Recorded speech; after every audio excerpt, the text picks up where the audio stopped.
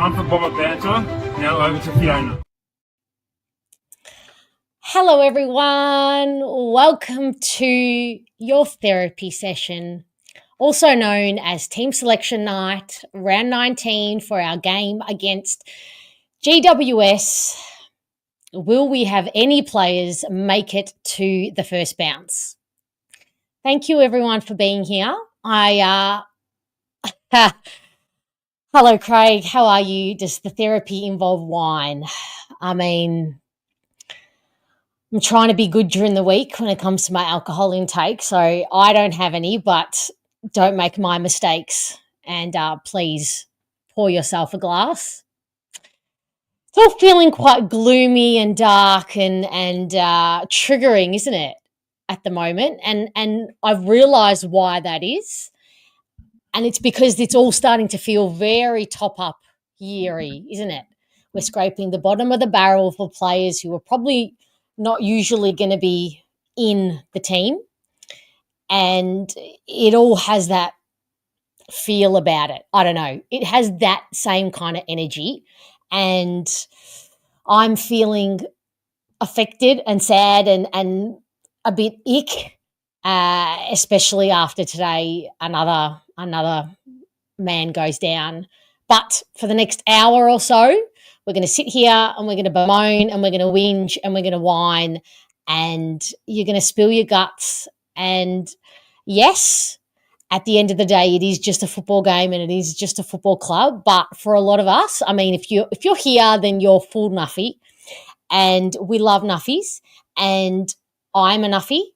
And so basically your life is intertwined with the football club and they are essentially family. So when there is darkness and when there is a cloud hovering over your family, we're all just trying to not get wet by that same cloud and also trying to remind ourselves logically that it's just a game and it's just a football. It's just football. But I'm here as your reminder to tell you that it's okay if you feel angry and upset and a bit yuck and you think it's illogical and you're trying to, snap yourself out of it, that it's just a game and it's just a football club, because essentially it isn't just a game. We are connected to this club, and when family goes down, when something we care very much about, shit happens and it's all looking very bleak and the energy is absolutely bottomed out, then you are free to feel exactly how you will and how you do. And no one will be policing how you feel tonight. Nobody will be micromanaging any of your feelings. You can come on and talk about it and lose your mind. But of course, house rules, that's not an excuse or permission to be a meanie or nasty or vitriolic. We are all part of the same family, whether we agree or not. So unfortunately, we're stuck with one another. And if you're here, then you're stuck with me. So, alrighty, let's say hi. Pete, Brett, I know I was thinking of you. I know you're very happy that Guelphie's back. Moby, thank you for starting off this stream and always making me smile. And yes, if you have not subscribed, please do that right now and like the video while you're here, please. Hey, Mick. Hey, Jade. Yes, let the therapy session begin. Craig, you're here for the therapy. Amazing. Hey, Shelley. Moby, how? Can you explain how? Yes, I mean, that's seeing the sunny side of things, and I'm very proud of you for having that attitude, but I surely don't. None of your business, 23. I've had enough of these injuries. Yes, preach. All right, there's the link. We'll go through the teams now, but there's the link. If anyone wants to jump on and have a bit of a whinge or have a chat with me, let's do it. Hey, James. AFC's family, yep. Whether we like it or not, we don't get to choose our family, and nor do we get to choose our football club that we barrack for or the family that comes with it. Hey Joe, how are you? Can we drop the strength and conditioning team as a whole? I mean, let's drop it all. Drop everything at this point. I looked at Crow's injury list, basically zero, very jealous. Hey Darren, how are you? Yeah, I think when I was looking at the GWS injury list, I thought the same. I mean, they've obviously got Sam Taylor's the notable one on there, but other than that, I don't know any of them on their injury list getting a game in the first team. So yes, this is a great point, Richard, that you make. And I wanted to say that I believe in the universe and nothing is a coincidence ever. I truly, truly believe that to my core. And I don't think it was a coincidence that it's the challenge round this round and the club had the kids in at the club, the kids in the cancer, fighting for cancer and some with terminal diseases. So I don't think that was a coincidence that it was this week that they spent time with those kids for perspective, and seeing something bigger than the game and what you do for a job, because essentially football is a job for them. That certainly would have been a little nudge from the universe. But in saying that, that's all good and fine. But every single day there are people out there in the world, probably your next door neighbor, who are doing it really tough. There are people across the world. There are kids dying across the world. There are kids everywhere doing it tough. There are homeless people up the street in the commission flat. So you can always find someone doing it worse than you. And that's why that term resilience, it's a funny one, because resilience isn't about pretending that the shit isn't shitting or that the sky isn't falling. It's about looking at that shit, acknowledging that the shit is there, and then bouncing back from it. Pressure is a privilege, as we all know. And this I see as a great opportunity to teach these young kids and to teach, the less experienced boys that it's a privilege and a gift to just be in the arena, on the ground, playing AFL, playing your dream. Not the woe is me type of attitude, but framing it that it is a privilege after you've looked at the mess and you've been sad and you've had a tantrum and then put that on the shelf. So lots of little signs and things like that this week. Hey, Snazzy Shoes, how are you, legend? Hey, Matthew, thanks for being here. We need an injured team versus selected team. Who would win at the moment? Who would win? I'm happy to hear that, Darren. We're lucky that it's smashed, but still lots to learn about the players playing. Yeah, and on this, whether your team strength and conditioning is shit, whether your team, the hangar needs to be resurfaced, whether your team, Brad Scott's got to go, the 22 that run out there tomorrow night are essentially 100% factually not to blame for any of this. So don't use it. I'm not encouraging anybody or forcing anybody to do anything, but don't use that, we're probably going to lose, as an excuse not to go tomorrow night. It's still school holidays. Hopefully a lot of you parents have possibly got some time off. I just think if we can get down there and still support them, I just think losing is not an excuse not to go, just in case anyone was trying to use that excuse. I pulled a finger muscle typing this. Yeah, I pulled my back out just sitting down for this. Hey, Dave, interesting to see some players start to play for their future. Surely they've been told behind closed doors. And again, on this, does anybody think it's a coincidence Sardis did a hamstring? That is no coincidence. All of a sudden, he's at the forefront. All eyes on you, Sardis, playing for your career, playing for your next contract, playing for your next club maybe. All of a sudden, straight away, that is subconsciously affecting his brain, which then sends a message to his body. That's how I work, Mick. That is what you get here. Captain Phobos, how are you? I hope that Guelphy brings out the nail polish again for the challenge kids. That showed something above football. Yeah. I hope they bring lots of little things like that. Hey, Muzz. Hope you're up and about, feeling better. Get there to see Alexis toss the coin. I think the challenge mascot this year is another little boy. I'm pretty sure they revealed that. All right, let's quickly go through the teams and then have a chat to you. All right, so in for the Bombers, long list. Archie Perkins, Jay Gresham, Liam McMahon, Vigo Vizentini, Dylan Shield, Matt Guelphy, Out goes Will Setterfield, Nate Caddy, Nick Martin, Todd Goldstein, Elijah Sardis, and Ben Hobbs, all injured. Nobody is getting admitted, except for Todd Goldstein, excuse me. He's being managed. In for the Giants, Stephen Canelio is that's a handy in. Matt Gruszewski and Toby McMullen. Out, Josh Kelly, Jesse Hogan, and Harvey Thomas. How kind of you. How kind of you, Kingsley. Thank you.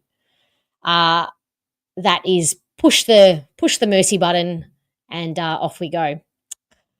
Hey, Jared, good to see you. Sad state of affairs, but excited to see some guys show up. Yes, absolutely. Okay, here we go. Hello, Jonathan. Hi, Fiona. Can you hear me? I can hear you. How are you? Good. I just wanted to say that I think we're, as a community, really lucky to have you. You're very eloquent, the way you talk about things, and you're really the right kind of person at this moment of such deep despair. I think that seeing Nick Martin, was it last week on, right really early in the game, and to see Ridley go down, we've played that movie before, to see Reedy go down, it's just, we haven't seen this horror movie before, and this was one that for me was, it really caused me like a deep level of despair that I wasn't prepared for. And I think as a club overall, it's easy at this point to just feel like, focus on the really bad things. But I think that it's like someone who's been not addressing all their personal problems for a long time, and then something blows up with their family. You have this moment where you've then got the opportunity to really rebuild, and it's painful to go back to square one. And I think that this is where we're at. We're really at the bottom now. Like, we thought we bottomed out 2-3 years ago, and then we got a few extra players, and then we got Sardis and these. We thought that was our bottoming out, 2020. But it turns out that, we're even lower down the hill now, and everything is going to just be rebuilding from now, and it's going to be painful. And I actually think next year is going to be painful as well, because these ACLs are such a long-term injury, and it's not something that a player, rebounds so quickly from a lot of the time. I feel like next year we're really lined up for a difficult year next year as well. But I think it's a chance for us to rebuild from, square one, and really find the players that we want. What are the sort of players that we want? We want players with skill, with durability, and I think, I'm really going here, but no, I that's think why you're here. Looking at the list and the players, I did some kind of deep dive into other successful teams of the last 15 years. And most successful teams are built up of a number of all-Australian quality players. And we're talking like even half a dozen, 8, 9, 10 all-Australian quality players. And I think we need to sort of look at our list honestly, as well as, coaches and everything else, and see, do we have players that are going to get to that potential? Like Archie Roberts, he gets a big tick. Yep. Paddy, huge tick. There's other players that I think we've either held on to for too long, or players that we just kind of let them plod along as role players. But, like Jake Kelly was a role player. He was never going to be an All-Australian, but he was a good role player, right? We cut someone. Appreciate you. Yeah. And that's fair enough, cut someone like Jake Kelly, who's just a role player. But when we have someone like, and again, I don't want to come in and just pop people, when we have someone like Andy McGrath, most people now accept that his best position is as a role player. Yep. His best position is as a shutdown small defender. But Jake Kelly played that role as well. So are we, I think we have to kind of look at building a team of the right role players, but also having a spread of really high quality youngsters and players that can get to the level where they're in the All-Australian conversation year after year. Like, there's, obviously every year players not going to be there every single year, but let's compare Darcy Parish and Clayton Oliver, two players that people compare a lot. Darcy Parish has been All-Australian, but, and at the moment, Clayton Oliver's not having a good year either. But Clayton Oliver, second, third year, was winning best and fairest. he was all Australian every single year. Whereas Darcy's been, struck by injury.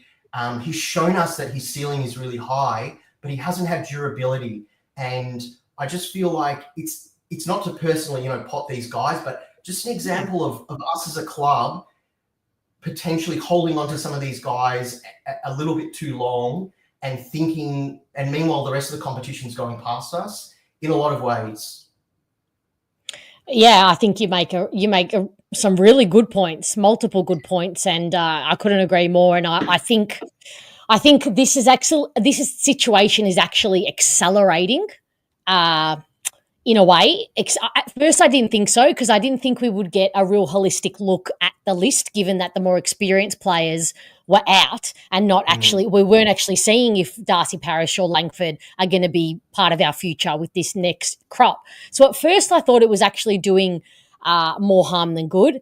But now I think we're actually going to be accelerating by bottoming them out spectacularly in this way, because essentially this is going to force, whether we like it or not, and probably some people's favourites are going to be shown the door or really forced out the door in a respectful, loving, thank you for your service kind of way.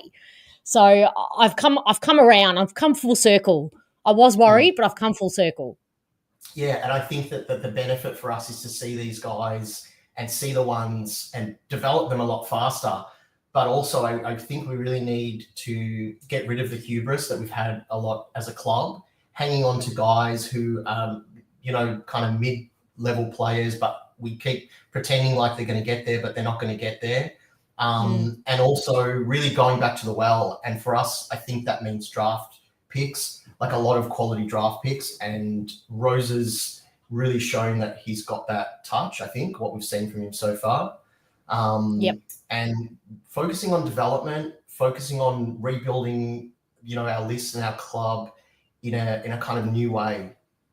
Yeah, in a culture first kind of way, instead of looking outward to bring people in to fix the culture.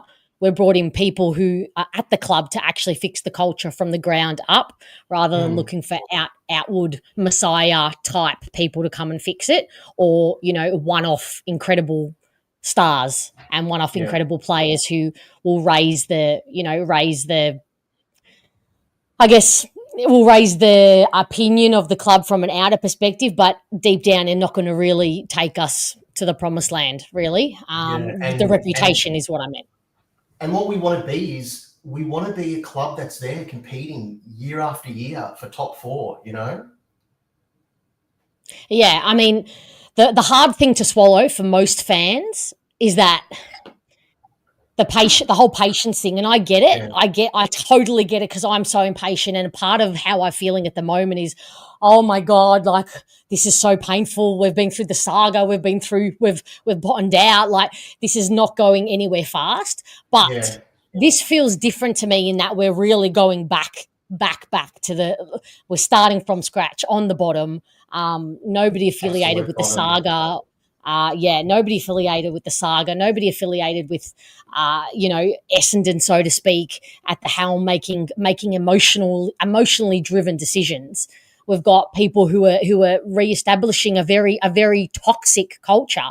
And if you've done any tiny bit of work on yourself, or if you have any kind of trauma, you will know that it is not tearing down toxic walls and then building them back up with something sustainable and strong and worthy of, being a champion club. That is not done in a blink of an eye, especially in a ruthless competition. Yeah, and I think that, as much as Essendon fans, there's certain clubs that we really don't like. Like, I don't like Carlton. I love beating Carlton. Even if we want to get that number one draft pick, I'd still like to beat Carlton. But we have a very great J Baggers in the chat tonight. How are you, J Baggers? Thanks for being here. I appreciate your support. I know you're a Blues man. And he says Blues and Bombers have so much in common, in my opinion. Dirty deeds of the past have made both clubs develop a nice soft underbelly. It shows out in durability. Our club has also been ruined by it. Yeah, spot on. we suffer from that same complex, and we've both clubs have suffered from the Messiah complex. Herd, Malthouse, come in and save the club. And the one thing I feel is that I feel no sense of saviour complex now. I feel like the internal people in charge are actually actively breaking down the walls to then build them back up. I want to just reflect on, that's good. I wanted to just reflect on one more thing, which is this one club that, obviously, you've got your Geelongs and your Sydneys, but there's one club that I actually have a really begrudging respect for, and that's the Collingwood Football Club. They were on the bottom 3 or bottom 4 of the ladder only about, I think it was the year before they picked Nick Dacos. And there's been so many times, so many years where I wrote off Collingwood, like their list is too old, or, that like Maya Check, these guys aren't real stars. No. That is a club that has an absolute no hubris, no real sense of that they're deserving to be better than anyone. They just work hard, like blue collar, and I've seen it year after year that those guys, even in a lot of games, even when they don't have the best list, there's something in the work ethic and the values that they have at that club that just is working for them. And we need to have some hubris ourselves and say that we're now one of the worst clubs in the comp, and we need to acknowledge that, and we're going to have to work way harder than every other club at this point. Our players are going to have to work harder. Our staff are going to have to work harder, because we're not better than Collingwood. We're not better than any clubs at this point. It's interesting you say that we're going to have to work harder than any other club, and I can't help but feel that we actually are, and this is why we have injuries, because Brad Scott has said to them, you have to work harder than any other club. You have to work harder than you ever have before. You have to live, breathe, and sleep football. You have to train hard. And he's up those standards so high. Well, this is one of the theories that the players who are here and have been born in that toxic culture have just broken down. Because if you look, somebody posted the list on Twitter or X, the list of players who haven't done an injury or who haven't broken down, and it's quite telling compared to the ones that have. So I can't help but think when you say that we have to work harder, Brad Scott is completely in agreement, and he's been like, from day dot, from this year, from the minute we started, and it could be the reason for the injuries. Who knows? I don't know. I wish we knew. I feel like it's actually just a confluence of almost the unit, like, you like to talk about the universe and the energies and everything. It's almost like it's a real slap in the face followed by like a kick in the backside that they want. That there's a message for us here. There's something in us, something about humility, something about work ethic. It's just a combination of things that we need to be better, and we need to work harder to be better. Well, you're right, because the thing about Collingwood, they make it look easy, but it is all built off being there for one another and working hard to get to spots to support one another. And that has become such a habit of that club, and it's inbuilt in their culture. You work hard for one another. Full stop. That is it. And if you do that, the rewards will come. And then another player comes in the door, and they are just embedded in that attitude and that culture, and then the next, and then and then the next, and the next, and the next, and then there's no end to that. If you keep holding that standard, and somewhere along the lines, clubs like Essendon and Carlton drop that attitude, drop that standard, drop that culture, and let the players run the club. And this is what we're undoing, because you know what? If you can leave anything at Brad Scott's door, but one thing I can assure you that Brad Scott is not having, and that is someone running the club over him or a player saying, oh, I want to do it this way. Brad Scott ain't having none of that. Good. Well, that's really what we need. We need, ground up transformation, and it starts here.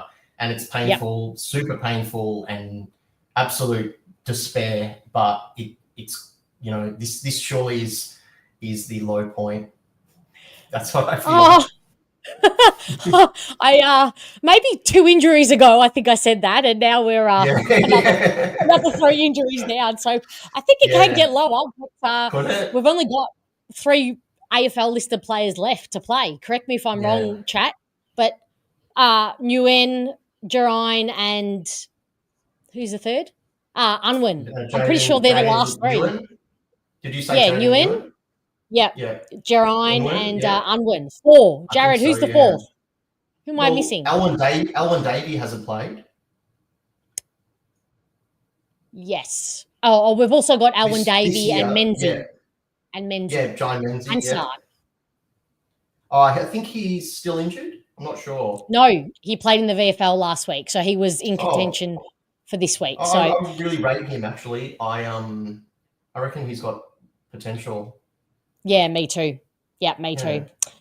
Well, Jonathan, thank you so much for coming on. You were fantastic. That was very cathartic already. See, team, it's already we're already cathartic. Thank you so much. Well Thank done you, on your Fiona. debut. Thanks a lot. And talk to you soon, Jonathan. See you later. Bye-bye. See you later. Let me see. G Pat's coming in with the $2. Thank you, friend. Do we need to get back into the supplements? I mean, at this point, did it get this low during the supplement year that they had to take those supplements? Don't tempt us, G Pats. Alrighty, Craig. Where's Craig gone? I did just see his face, and now he is gone. Oh, there he is. Hey, Craig. Sorry. Hello. How are we feeling? How are you? Don't know. Talk to me. What's on your mind? I was thinking about it. It's like that episode of The Simpsons where Homer's cooking the pig for the whole of Springfield, and then Yep. Lisa gets the lawnmower and just drives it over the hill, and it keeps Yep. going down the hill. It's only got a bit of dirt on it. It's all good. It's all good. It's only got a bit of slime. It's all good. It's all good. And at the end, Bart's like, "No, it's gone." That's like our season with the injuries. Yeah. It starts off with 1 or 2. It's like we're okay, and then more injuries happen. No, we'll be fine. We'll be fine. Until it's like How it's many half more the times can list. we say that? Yeah, and then it's like half the list. No, we're okay. It's Nick Martin. Okay, no, we're shit. Now it's Yeah. yeah. Nick Martin was the I don't know about Tipping you, point. Chad and Craig. I actually feel still a little bit sick about him. Yeah. I don't know. I don't know if it's just because he's become a very spiritual leader for the club, and I see him as being, I've seen his year, the evolution of his year, greater than his performance on field, and I still feel quite affected by that injury. Same here. Like I think what really pisses me off more too was if Mansell hadn't have pushed him, would that injury have occurred? Yeah, And I don't think we can think that.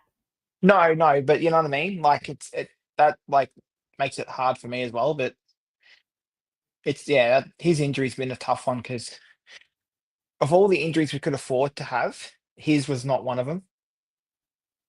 Especially Yeah. towards the end of the year. In the context, In the context, we needed experience and leadership, and we still got Zach and we still got Andy, but he was that extra on top of that. So yeah. I mean, what is your theory on the injuries? I know everyone has a theory. Go on, give me yours. I'm with a lot of people. I think it's been mentioned on Twitter, but I think previously the standards weren't as high as they are now, and I think a lot of those players that were in the previous regime under the previous coaches, they've been forced to push a bit harder, and they're now getting more and more soft tissue injuries. And if you notice, a lot of the kids that have come in that we've recruited under Rosa and Vozo and all that, they're not getting injured. If they are, it's very minor, and it's more fatigue than anything else. Yeah. So I think that says a lot about how we managed our players and how we had our standards years ago. That's probably more alarming to me than anything else. Like people can talk about Brad Scott and his coaching. That's their choice. That's their opinion. Whatever. But what's more alarming is and was our fitness and our standards. Yeah. And they clearly were terrible. And you can tell from day one when Brad came in. If this is a result of upping the standards, then you are spot on. How how are the players getting away with doing so little? It is an absolute indictment on the previous coaches, and I mean all the previous coaches, because some of them were there for years. Well, it's not just the previous coaches too. It's, But it dare I is. say it, the previous CEO who would hand it to players who would sook up because Brendan Goddard decided he had enough, and he'd throw pretzels and crack the shits at the players.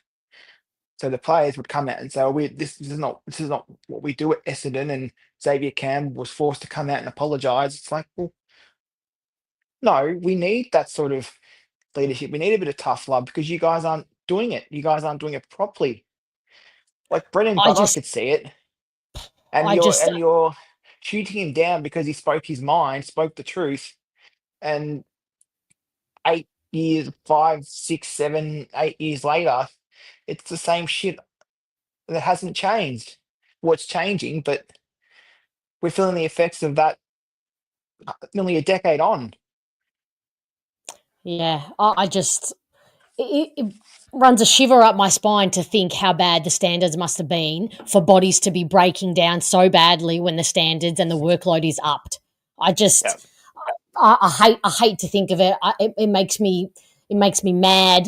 It makes me think what a waste of fucking time the last 10 years were. I mean, I know I should forget it, and we're in the future and we're in the present and look to the future, but it makes me really mad. But anyway, I guess there's nothing we can do. All we can do Well, is are you going to the game tomorrow, Craig? no, it's Thursday night. They're harder to get to because I get up at 5:30 on a Friday morning. So I try to Oof. stay home, and because normally I don't get home till like midnight, and then I'm not asleep till like 1:30. So Yeah. because my mind's Um, just after a game, it's just full on footy, footy, footy, footy, footy. At that's least why when I I'm home, created the fan cams. yes. Are you going? Yes, I will be going. Yeah. Yeah. What are you thinking? Oh, it's not going to be fun, and I should have added that as well before. That whilst I think we should go to support them and don't use it as we're losing as an excuse not to go, there's no question that we're going to absolutely get flogged. And if it's under 50 points, I will be absolutely shocked. So I'm not going there Yeah. for a win. I'm going there to support the boys who are the 22 who are in the arena, who this Yeah. is not their fault. None of this is their fault. And just to show them that the supporters aren't falling off, basically. But I don't think it's going to be a big crowd. No, I mean, we don't normally fall off anyway. We stick fat. Like, it was interesting watching the North Melbourne game 2 weeks ago on a Thursday night. They had 25,000. I guarantee we'd have 10,000 more on the exact same night if it was us. And we Yeah. always turn up. Richmond only had 52,000 on Saturday night. And I think half of the supporters were us. And it was their home game. Yeah, exactly. So Exactly right. We are a lot, but we are absolutely we are not fair weather supporters, are we? No, we are. There are some. But yeah, when we're not fair with the supporters, we stick fat regardless. We're loyal. And when we finally get back to playing finals and hopefully getting to the grand final, it'll be pretty special and we'll be ready. Yeah, it's going to make it. And as you all know, I will be here on the fan cams until that day. All right, Craig, thanks so All right. much for dropping by. Cheers. Always an absolute pleasure. See you later. Thank you. See ya. Bye. Bye. All right, look who it is. Look who one of my most favourite humans in the entire world, Don Caldwell. Thank you for showing your face. How are you, friend? And one of my other favourite humans in the world, Mariella. Thank you for the super sticker. Thank you very much. I hope you're well. Hope you've had a good day. Hey, chat. I'm not going to apologise, Adam, for my language, because as previously stated, I'm an imperfect person, and language is just part of the game, my friend. Jared, that AFLW girl says she would feel tightness after training inside the hangar, so it could have been something there too. I mean, at this point, let's just bulldoze, set the whole hangar on fire and start again, hey? What else? Is Matt Rosa good on the tools? He's good at picking talent. Is he good on the tools? Richard, just watch Collingwood bring in 3 more experienced players next year to cover their oldies. Yeah. Didn't Kane Corn say they won't win a game because they're too old or something, or they won't make finals? I don't know. Hey, Daniel, getting the basics right after Messiah culture will take years of hard work. Spot on. Excited with what I see in those buying in early, Roberts, Durham, Merritt, Caddy.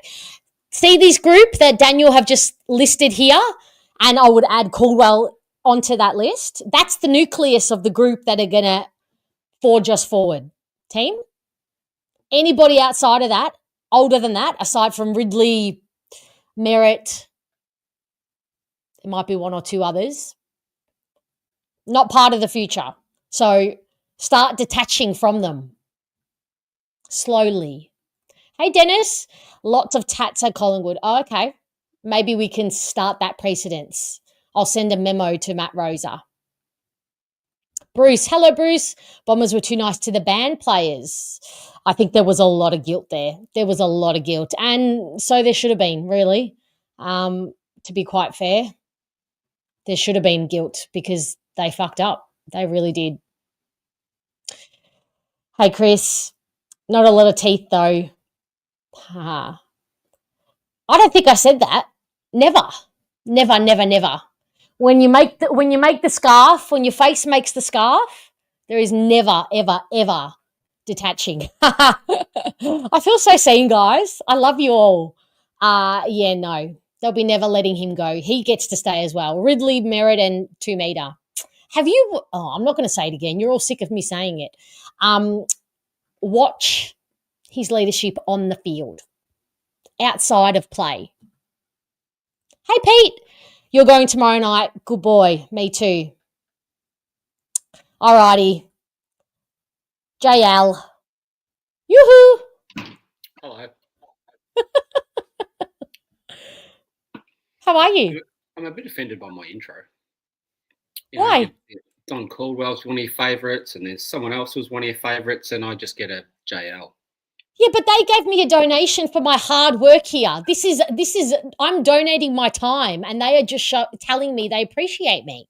I bought you coffee. You did buy me a coffee today. That was nice. How are you? Yeah, I'm good. I'm good. Here for the catharsism. Is that a word? Good. That's why we're here. I mean, every time you're on, everyone just loving your background. I don't know what it is. I recognize not one thing in your background because I don't do Star Trek or Star Wars or Star Planet shit, but I'm assuming it's something about Star Wars. Is that correct? It is a family Star Wars Lego collection. It's all Lego. Okay. And that's only part of it. It's an attention grabber, there's no doubt. I mean, it looked cool. I'll give you that. It is cool. All right. I know you have thoughts. Give me all your thoughts. You did say Star Trek, though, so I want to hang up. Anyway. Sorry, what was that? We can't quite hear you. You said Star Trek. And comparing, is it not? No, confusing Star Wars and Star Trek is just an absolute no-no. Anyway, let's move on from that. Sorry, I mean, this is you just make me laugh. Sorry. Okay, go. Give me your thoughts. I know you have thoughts. Talk to me. Yeah, we both got thoughts, and I reckon we 90% agree on stuff. But yeah, I don't know. I just wanted to Twitter, because we're both very active on Twitter. Twitter's an absolute fucking mess right now from an Essendon perspective. Everyone, and I get the emotion, I get the frustration, but everyone's got a different opinion of what the issue is. I remember I was at training about probably 8 weeks ago, and there was a few of us there who go to training a lot, and we're actually talking about how we thought the list was in probably the best shape it's been in years. Not from an injury perspective, just the quality of the list, top to bottom. Oh, yeah. And that was obviously before the world caved in with all of our injuries.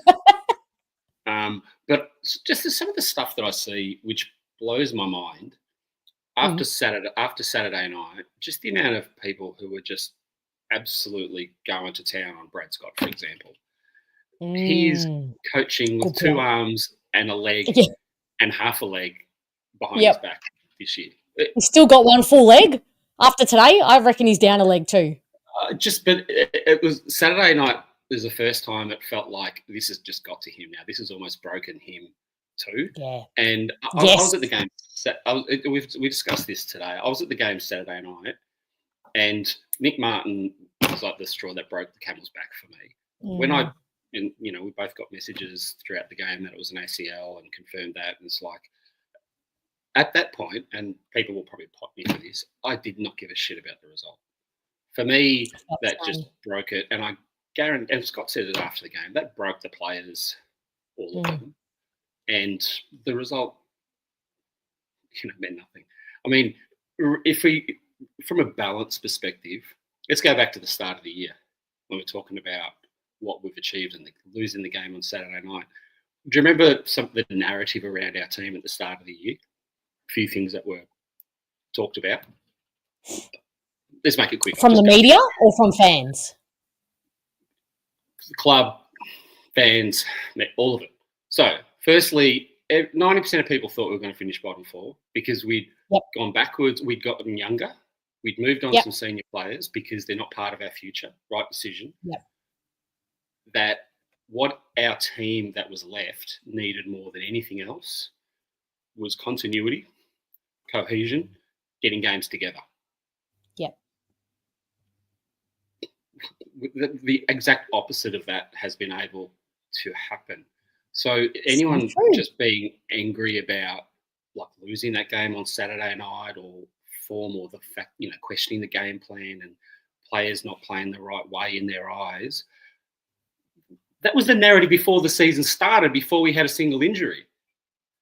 True. Now the world's caved in. We've got 26 players available off our list this week, and they're key players that are out too. These aren't. We're playing all these kids. It's just so exciting, right? I'm going tomorrow night because the reality is we've got 23 people out there who are going to hopefully bust their ass, and they need us there to support them. So I'll be there as well. But it's frustrating. Nick Martin broke me, and I've talked myself off the ledge a little bit today after we caught up for lunch, because I'm like, this is now not a 2025 problem. This is now going to ruin 2026. But I talked myself off the ledge after that, and I went and looked at who are the ones whose injuries are going to carry into next year. And the reality is, apart from Nick Martin, they're fringe players. So Nick Martin is a huge loss, but it shouldn't detract from potentially what we can do in 2026 to start to right the ship and start to move forward, which we expected to improve in 2026 and really into 27, 28. That's the strategy. And you look at, Edwards, fringe player, Brian, fringe player, Hayes, fringe player, Martin, gutting. But we'll be back at some point during the year. Draper, if he's still at the club, should be right to go round 1. So I've taught myself off the ledge about 26, and I'm expecting big changes this off season as well. We've got a good draft hand. Whether we get a gun player or not, who knows? If not, we go to the draft. Rose has shown that he'll draft the right people, unlike previous. And every player he's drafted so far, you'd have to say has been a hit. So, there's light at the end of the tunnel, as much as after Saturday night it didn't feel like it. Yeah, you're right about that. The injury stuff, again, talked myself off the ledge about this. Everyone, you see people on Twitter saying it's the hanger. We've got to get rid of the hanger. Why haven't we sacked the entire strength and conditioning staff? So for the rest of the season, we actually don't have a strength and conditioning team like that. Others talk about standards of players and all of that. The reality is, well, my view, maybe it's simplistic, it's never one thing. It's probably all of them. It's probably a bit of everything. They've resurfaced the main oval. They hadn't resurfaced the second oval, which is where they do a lot of their rehab. That's being resurfaced in the off-season.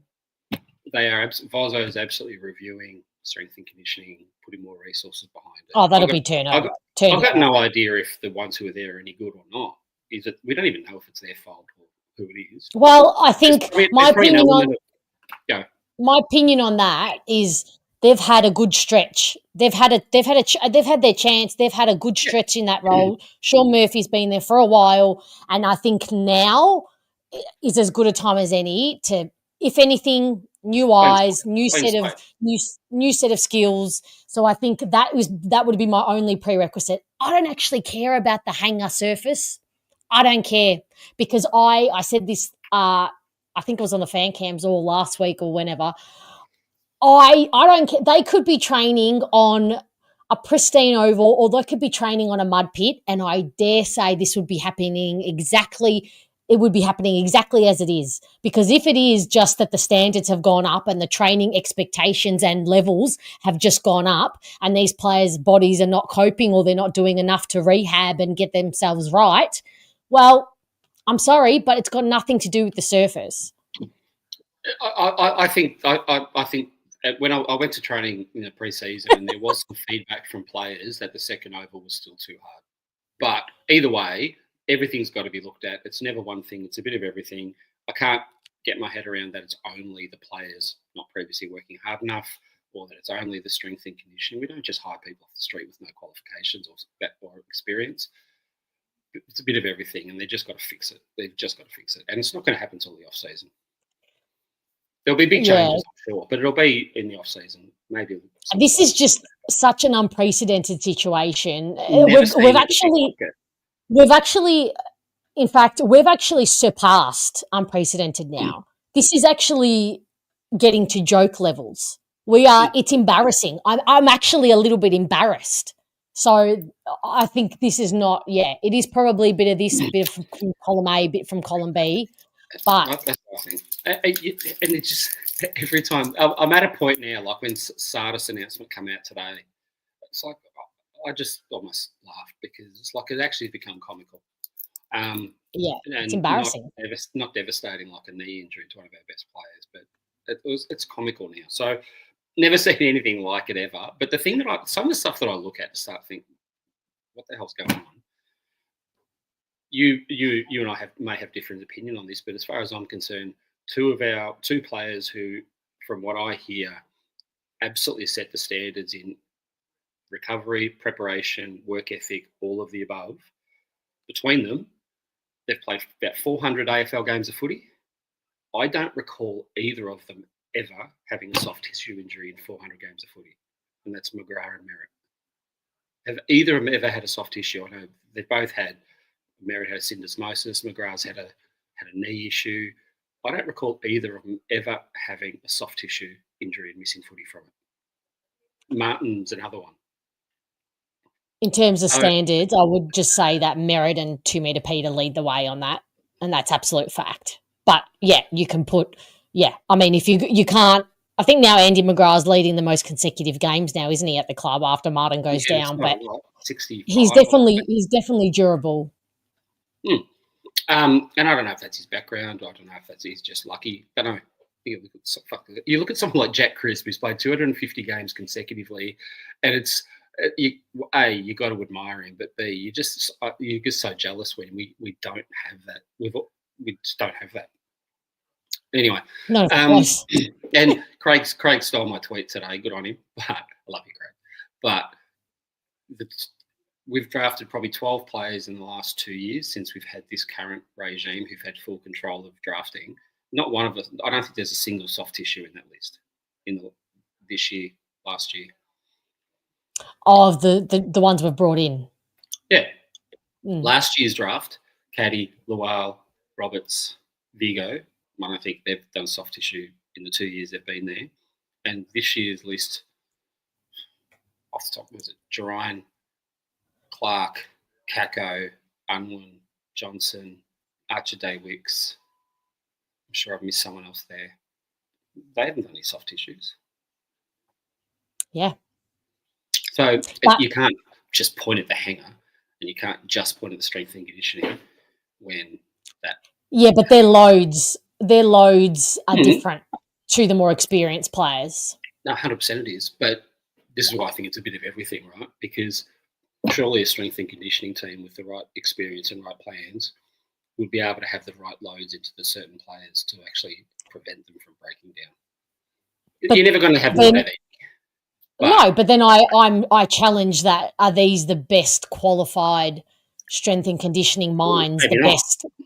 That's right. And I'm thinking, because I mean, personally, I saw, I think, 2 osteos before. One actually said I had insane hamstring pain, and I saw 2 osteos for a great length of time, a good length of time, until the third one I saw said, I think we need to get a scan of your hip, an MRI of your hip. Sure enough, there's a tear in like a huge tear in my hip labrum. Not one osteo said or diagnosed, because I had direct hammy pain. So my point is, are they the best qualified? Are they best in the field? Like, there can always be better, and I think we have to shoot for better. Of course we do. They will throw the farm at people to try and get the best in the business. I've got no doubt. And that's what I'm confident of. That's what I'm confident of. This is embarrassing. We don't know if we'll get them, but they will throw the farm at them. There's no doubt about it. There'll be change. There'll be change in this area. I know that for sure. And lifted. Hey, luckily the soft cap is lifted for next year, so he yes, can spend more money, because Burham will spend he will spend the cap. Yeah, and essentially we look stupid if we don't. At this point, we look. This is already incredibly humiliating for the club. And they, behind closed doors, Brad Scott would be fuming that this is happening, because this is out of his. Absolutely filthy. This is out of his control. It's so funny that people, and Craig has just brought up the name Andrew Russell. Jay Baggers, I don't know if you're still in the chat, but why don't you tell me what Carlton fans think of Andrew Russell? I've seen a couple of people on Twitter bring up the name, let's get Andrew Russell. You speak to a Carlton fan, they couldn't get him out the door quicker. They hate him. They think he's the cause of Curnow breaking down, and I can't believe I'm seeing that name brought up now. Darren Burgess, 100%. Look at Adelaide. I mean, incredible.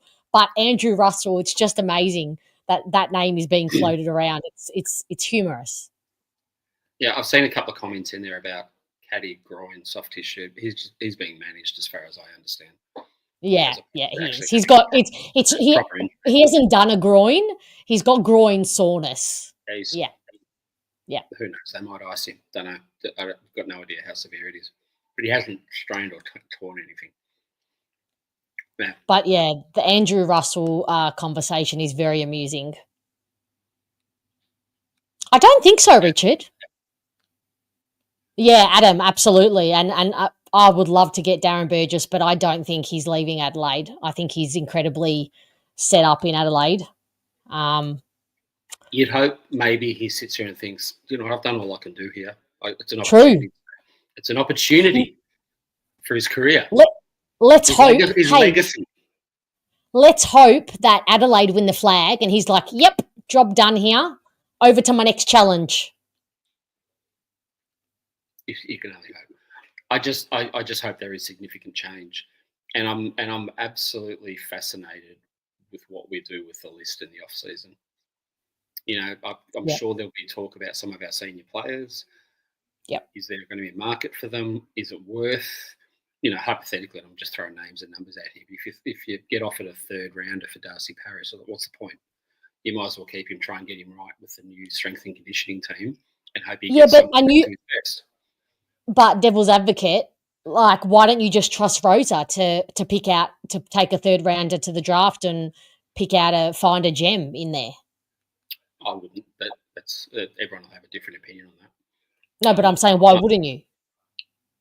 Because third rounders are going to be hit and miss, especially a third rounder this year is probably picked 312 with the compromised draft. That would it be that far? No, I'm clearly exaggerating. But third round is not a normal third round this year. Third round this year is probably equivalent of a fourth round in other years. Right. So and it's been clear that there's not a lot of depth. The depth isn't there this year. I don't subscribe to that. Take on well, last year proved it right. Last year it was like doesn't quite have the top end talent of other years, but it's a deep draft. And look at what we got deep. So there's some truth to it. So who knows? But I'm with Brad Scott on this. I think it's more about the development and hearing Felix and seeing him watching all these kids. Like I think there are some gems in there. I think you got to not be lazy and you got to dig a little deeper. It's like going to a sale when everything's on sale or on Boxing Day. There's a lot of good specials there, but you got to dig a little deeper for them. You got to do a little bit of work. You got to get to the bottom of the rack, the one that's the clothes that's fallen behind the rack. You know, so I think the talent's there. You just got to. So that's why I'm okay to let some talent go, some more experienced I am players. too, but I do believe it's got to be worth it. Otherwise, you're just gutting your list unnecessarily for a project player or a speculative pick. If there's players there who you think they absolutely can make it or not, fine. Yeah. But I don't know. I think you just got to be. We got to have a little bit of common sense. Be smart about it is my view. But absolutely, we should be looking at. I have favourite players. I have players that I have a real soft spot for, but I will move on from any player if we think it's going to help our club to get better. By trade. Yeah. You wouldn't trade Andy McGrath. No, I would if we got real value for him. I think absolutely Essendon supporters. Blunt. I think Essendon supporters treat Andrew McGrath like shit, and I think they see one bad kick and that's who he is, and then they read it more on Twitter, and don't look at his whole game and what he does, and look at the fact that what he's doing is trying to take the game on when others aren't. And I've got no doubt in my mind if we were a better side, he would be a significantly better player and absolutely could be all Australian caliber. Of course he can. And he's durable. We need more durables. I do wonder. Even if he's McGrath is what he is now for the next 5 to 10 years, he's going to play 300 games for Essendon Footy Club if we don't kick him out the door, as in the supporter base, I mean, like we did with Paul Salmon. And he will be the best small defender in the competition, like he is now. I do wonder and that's not terrible to have. I do wonder if he would do better by, relinquishing the vice captain and taking a bit of pressure off him. I personally by that, because he has been in leadership his entire sporting life. He's used to that. He's been captain every right through, and I think if anything, he does lead by example in everything he does. Apart from what some people want to see on field. But he's essentially an amalgamation of everything that people hated. He's an amalgamation of the qualities that people hated we traded for. Qualities in a player that people hate that we traded for in the past. What do you mean by that? So, well-educated private school boy. He's the opposite of Caddy. He's the opposite of Roberts. He has the, I guess, nice bloke. He's worn the nice bloke label, and as but I think that's bullshit too. I'm just saying this is not my opinion. This is not my opinion. I'm just saying this is the overarching view of him from opposition, from the industry, that he has those qualities that people don't want us to trade for. In the future, they want us to trade for the hard nose, the Angus Clarks coming from hard times, not hard times, but having to work a little bit harder for the opportunity, and I love those too. Don't get me wrong, I absolutely love those too. But that doesn't mean someone who went to a private school boy and has been captain their whole career can't be a really good AFL footballer as well. Caddy's a private. Absolutely not. Absolutely not. Caddy's not overly doesn't speak overly well, but he's a private school boy. So is Kako. That's not a private school that they went to. Parade College? Parade's a private school. Is it? Of course it is. Yeah, of course it is. It's not the same as like a Xavier or a Brighton Grammar, but it's still a private school. Yeah, it is literally, it could not be further from McGrath's education and the school he went to. Like, okay, it maybe wears the title of it, but I think you know what I'm saying in terms of like how he's viewed. It's not an opinion. I'm just telling you how he's viewed. Yeah. No, I know he's viewed that way. I don't read into it too much, but I know he's viewed that way. But don't get me wrong. I love the Archie Roberts niggle. And I loved growing up, but back in, everyone talks about 2000, we had more mongrel in it. If you had a back line where you had Hardwick, Solomon, Mark Johnson, Dean Wallace in one back line, you're not walking into that as a forward, walking into that back line thinking you're going to have an easy gig. But the reality is those 4 players couldn't play the way they played now. They'd be suspended every week. Yeah. The game's changed too. I mean, how many, if you really go through the AFL, how many of those tough hard nuts are there? Okay, wait. James, wait. Chat, you're getting very specific about the school. It's not about the school. That was just a point in terms of the overarching view on Andy McGrath is that he's a nice boy because he's from because what school did he go to? I mean, and don't even worry. It's not about the school. Stop listing schools and stop listing players and what school they went to. It's not the point. It's the overarching that he doesn't have any mongrel in him. Let's say a bit more of that. He was the nice boy. He was a school captain and it was more of that he's always worn that. And my point is that he's worn that label. And that is what people hold him to that standard. Yep. Unfairly, Yeah, I know. I agree. I think it's a narrative that makes no sense. I mean, I think part of the narrative comes from that after each draft, Dodoro would talk about it and make it a thing. But I think Chris Judd came from Brighton Grammar. I think people forget that we got off the top of my head. I've got 2 Brighton Grammar boys at the list. Perkins and McGrath. Now you're doing it. Now you're listing all the schools. No. But do you know who they were coached by at Brighton Grammar? Lloyd, isn't it? No, he's at Haileybury. Haileybury, yeah. I knew it was another friggin' private school. They were coached by our friend Robert Shaw. So who better to be coached by? Robert Shaw coached them at Brighton Grammar. Yeah, and? Well, that couldn't be a bad thing as far as to learn how to play footy. Again, it's not about the school. Look beyond the school. I wish I'd never said that. Unfortunately, this is the perils of being live. I can't undo that.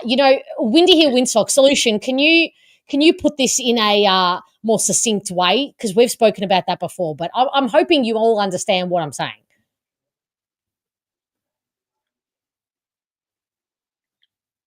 Yeah.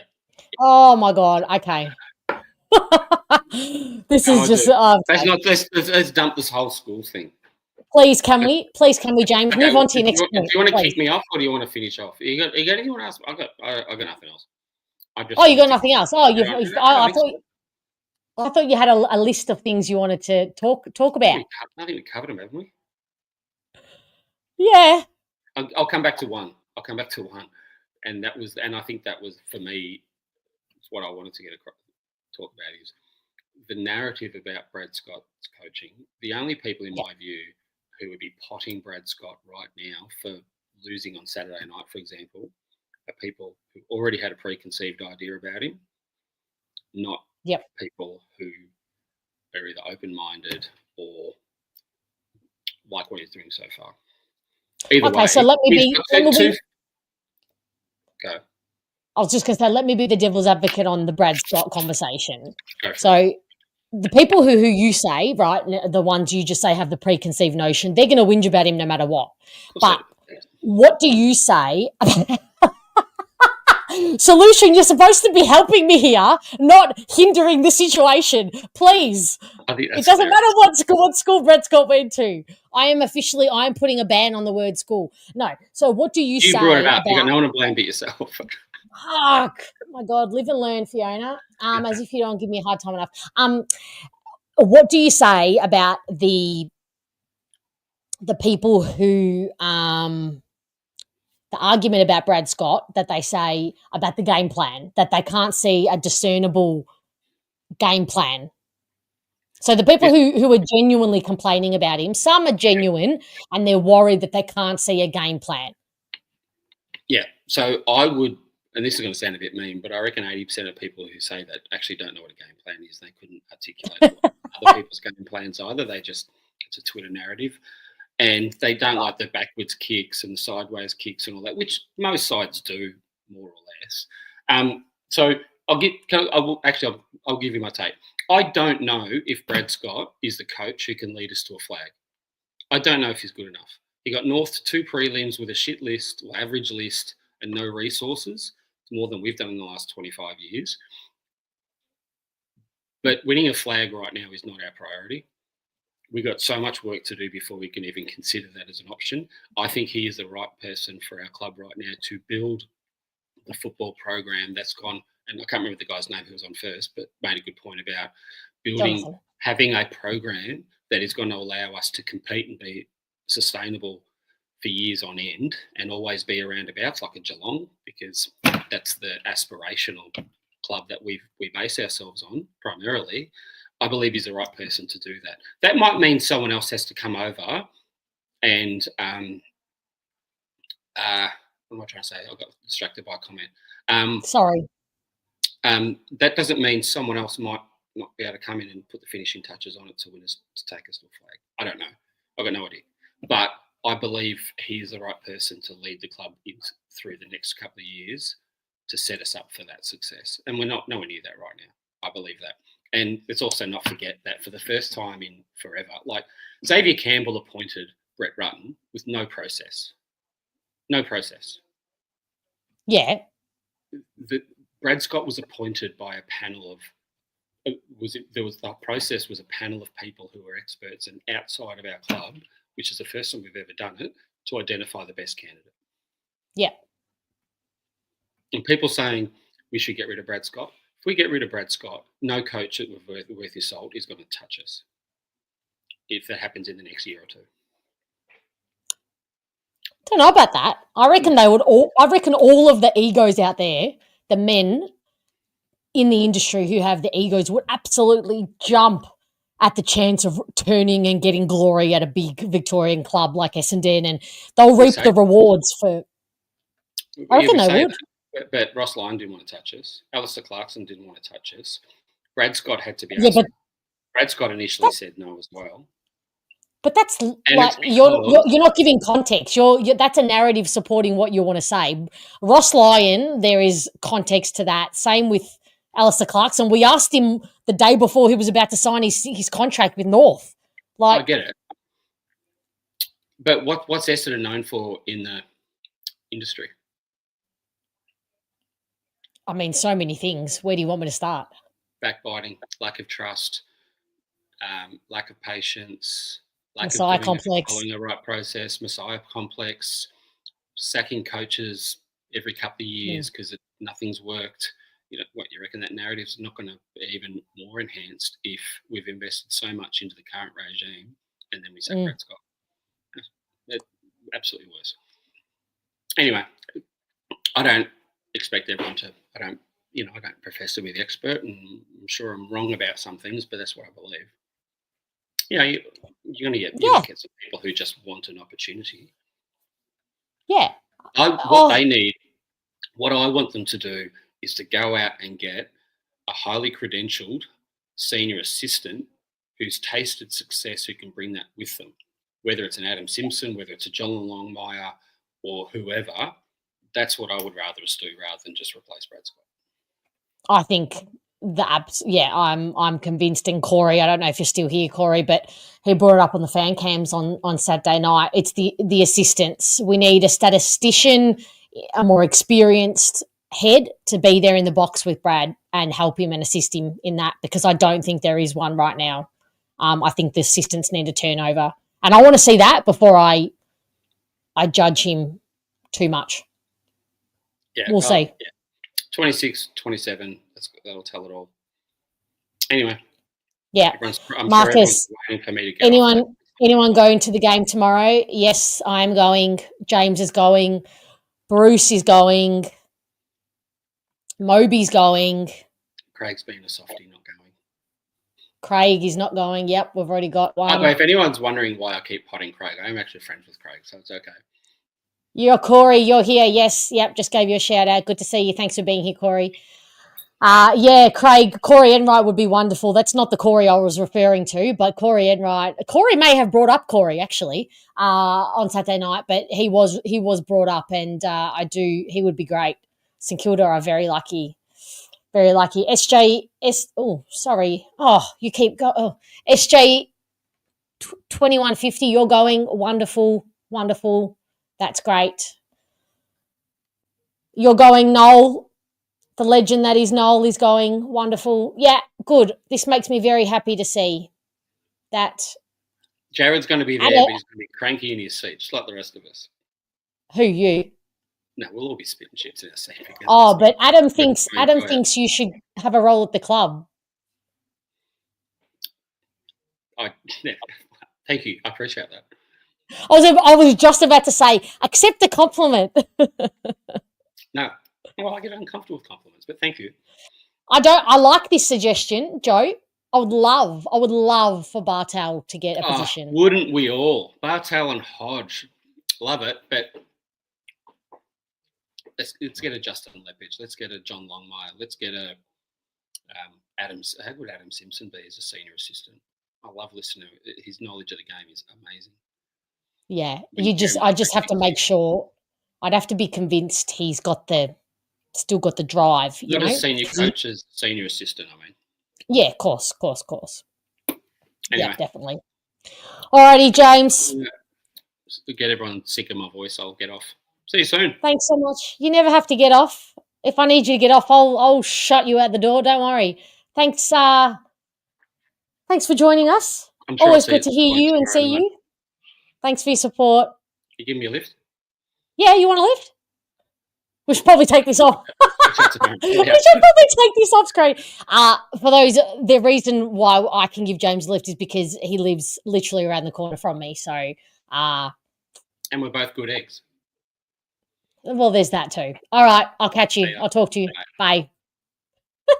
Jared, you'll be there. Wonderful. Shelley, amazing, fantastic. I guess that's acceptable, Dave. Yep, I guess that's acceptable. Mariella, you're working, but you've given your ticket. Good, so long as there's representation, that's just as good. Maz, you think you'll be going? Yep, great. Love that. Oh, okay. Well, for whoever's not going, Joe is live streaming a watch along on the centre bounce. Okay, so then you just make your way over the fan cams directly after. What a night. Beautiful. All right, Maz, how are you feeling today? Good. I'm happy to hear that. I'm going good, actually. For the first time in a long time, I'm not mad, so yippee. Good. What has made you happy today? Tell us. I've been out. I've got myself some new things. I've got myself some new clothes. I've been out, treated myself today. Been out, done some things for myself today, so... Beautiful. A bit of self-care.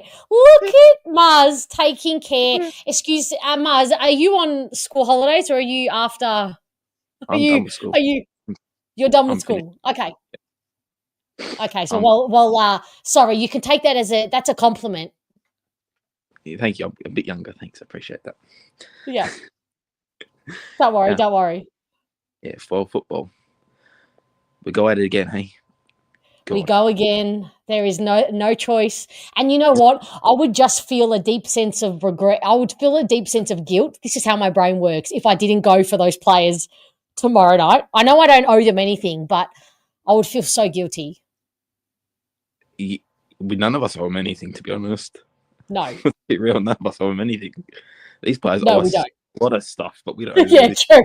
We rock up this week and we get nothing, so... I mean, we paid $50 for a ticket, and look what they do last week, for example. It's very true. How are you feeling about the team?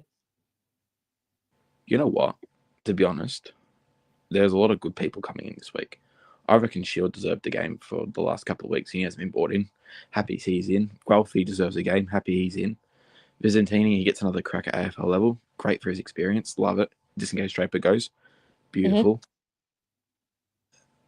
McMahon's in. He looks good in VFL. Happy. The other two I'm not talking about. We can be about Gresham and Perkins. Not keen? It depends. I would have rather seen like a Menzies or Alwyn Davey come in.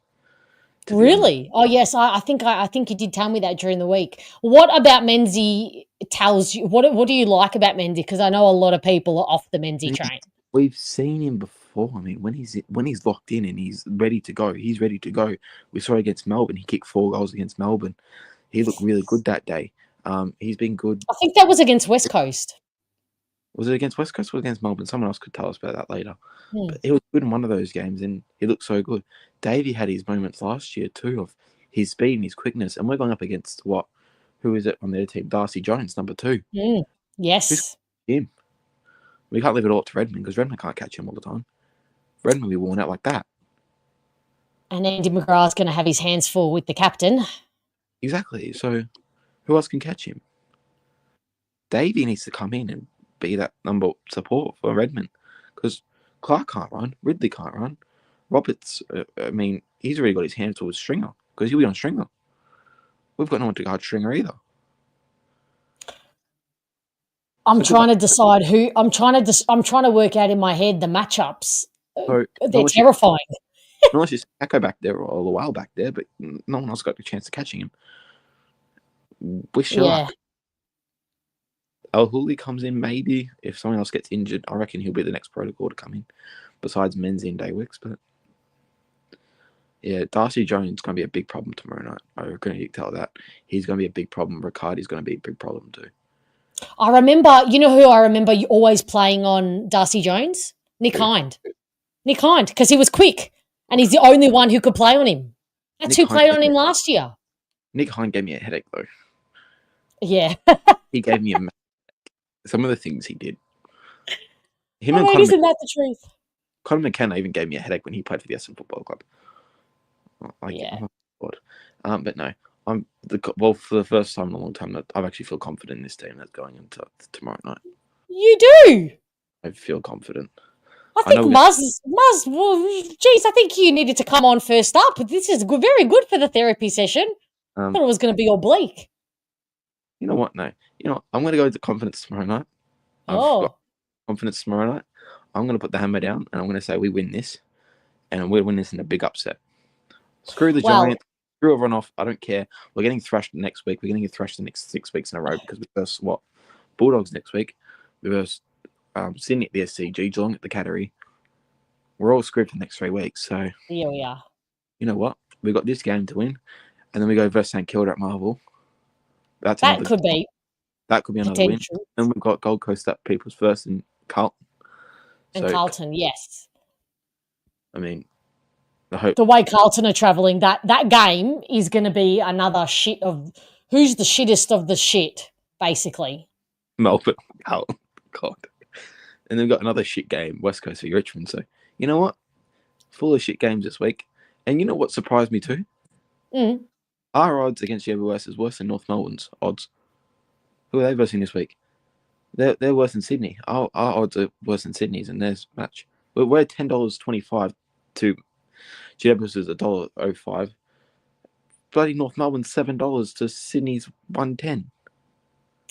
Is that home game? Are they at Marvel or? No, it's Sydney's home game.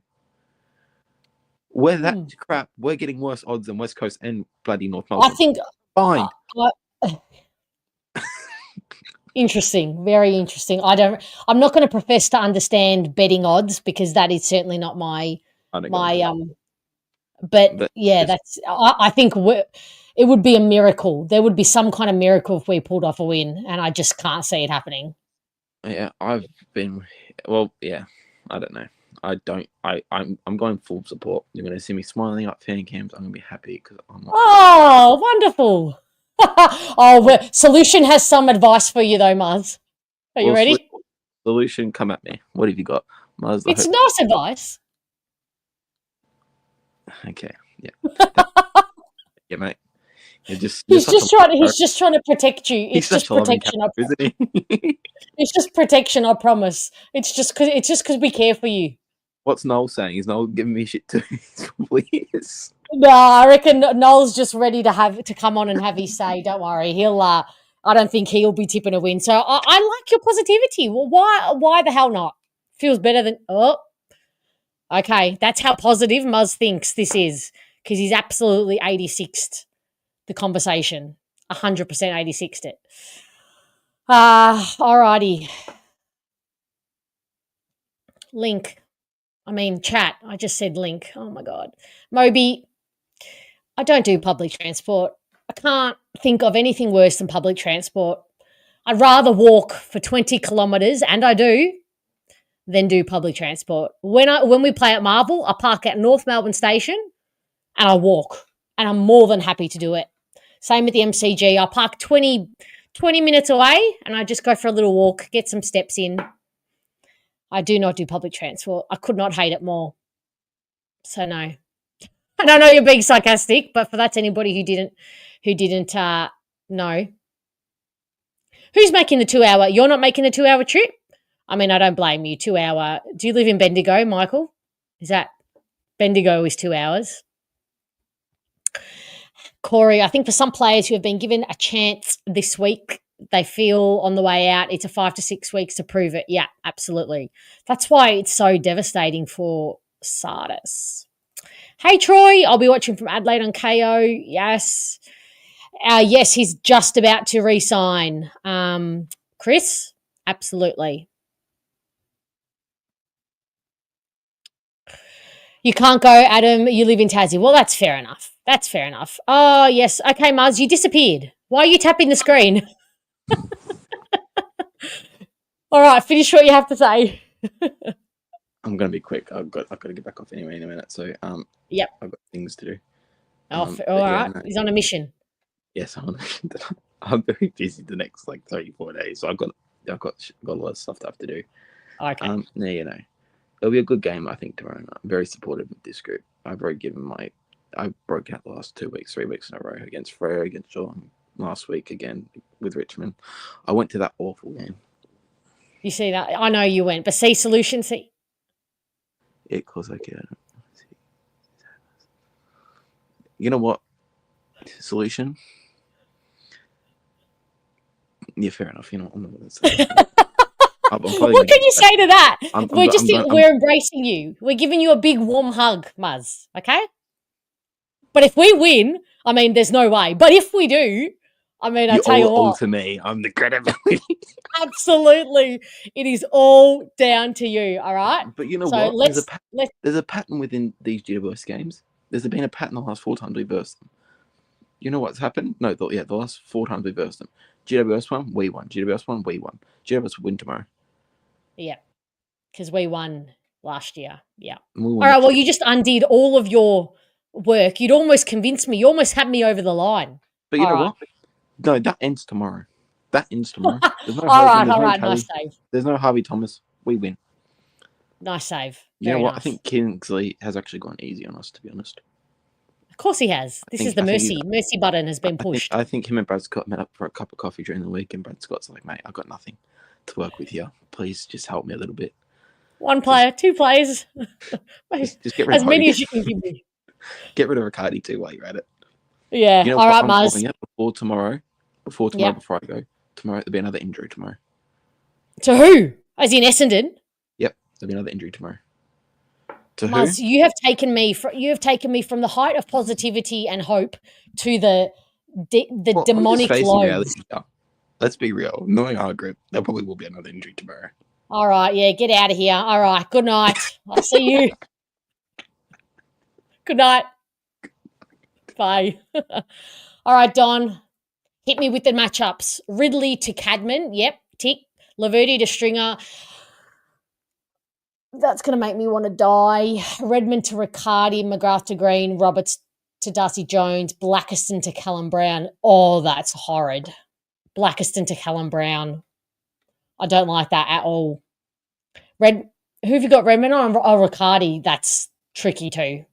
Giving away a lot of size. I reckon he's nailed it. What do you reckon, chat? I reckon he's nailed it.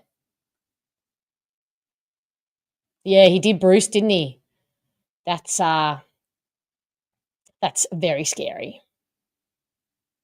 Oh, okay, Michael. Oh, so the other way. No problem. That's okay then.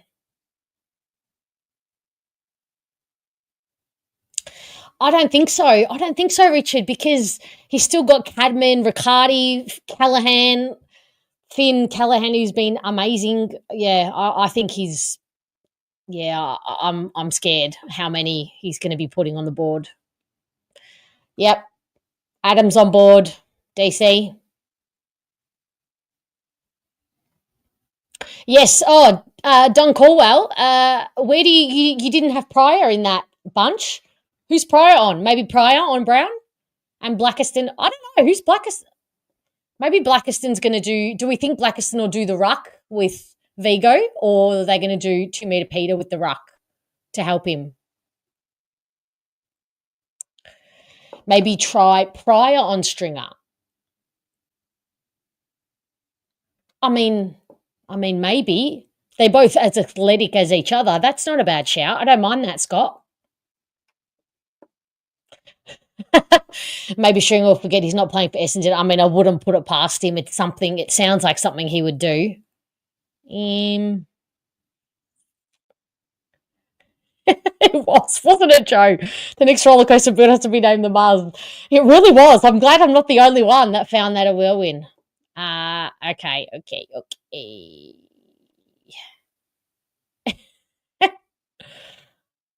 Okay. All right, Corey. How's it going? You already dressed and ready? No, this is my local football club that I associate with my neck of the woods. We actually are Essendon colours. Oh, I was going to say, geez, you're getting dressed and ready. You're ready for the game. Enthusiastic? No, this is my local football club, Nil Madarnum Football Netball Club. So I'm about 100 k's southeast of Melbourne. So funnily enough, our football club actually had Mal Michael, who played for Essendon and Brisbane and Collingwood. He was a part of our last senior premiership about 15 years ago. So are you playing footy or coaching or what? At the moment, no, because I've had my head split open twice in the last 4 weeks. So I'm out with an injury. So yeah. That's fair enough. So you're in the rehab group too. Is that what you're saying?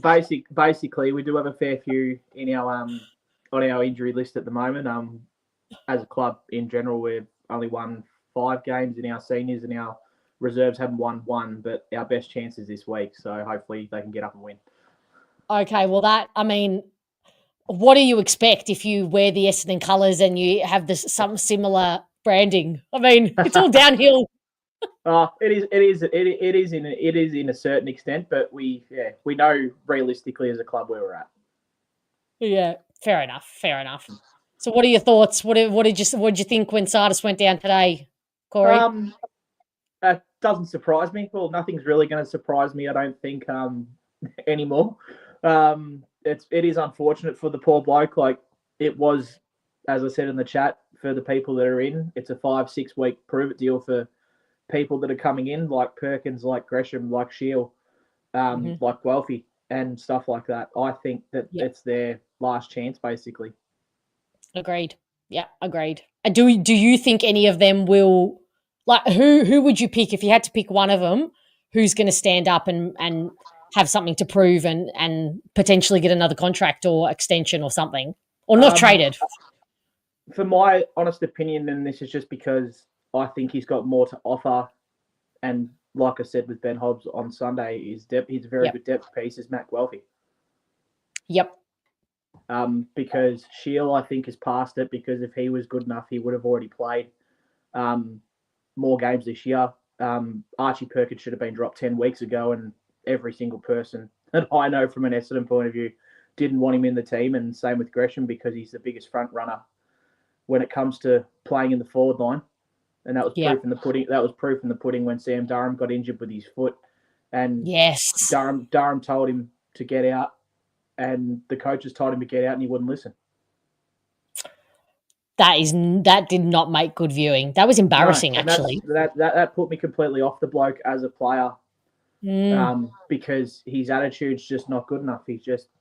He kicks junk time goals, Jade Gresham, and just hasn't provided anything to what he could have even at St Kilda. In St Kilda, he actually looked half a player, and we offered him a contract which probably is nowhere near worth it. But yeah. So I wonder if he will be the player who's like, shit, I'm at the risk of getting cut by a club I just joined, or I think, playing twos. Oh yeah, exactly right. I think that's I think he's gone. I can't see him being there this year, or sorry, at the end of the next year. Wow. Yeah, I mean, I don't think anybody's going to pick him up, though. No, Do you?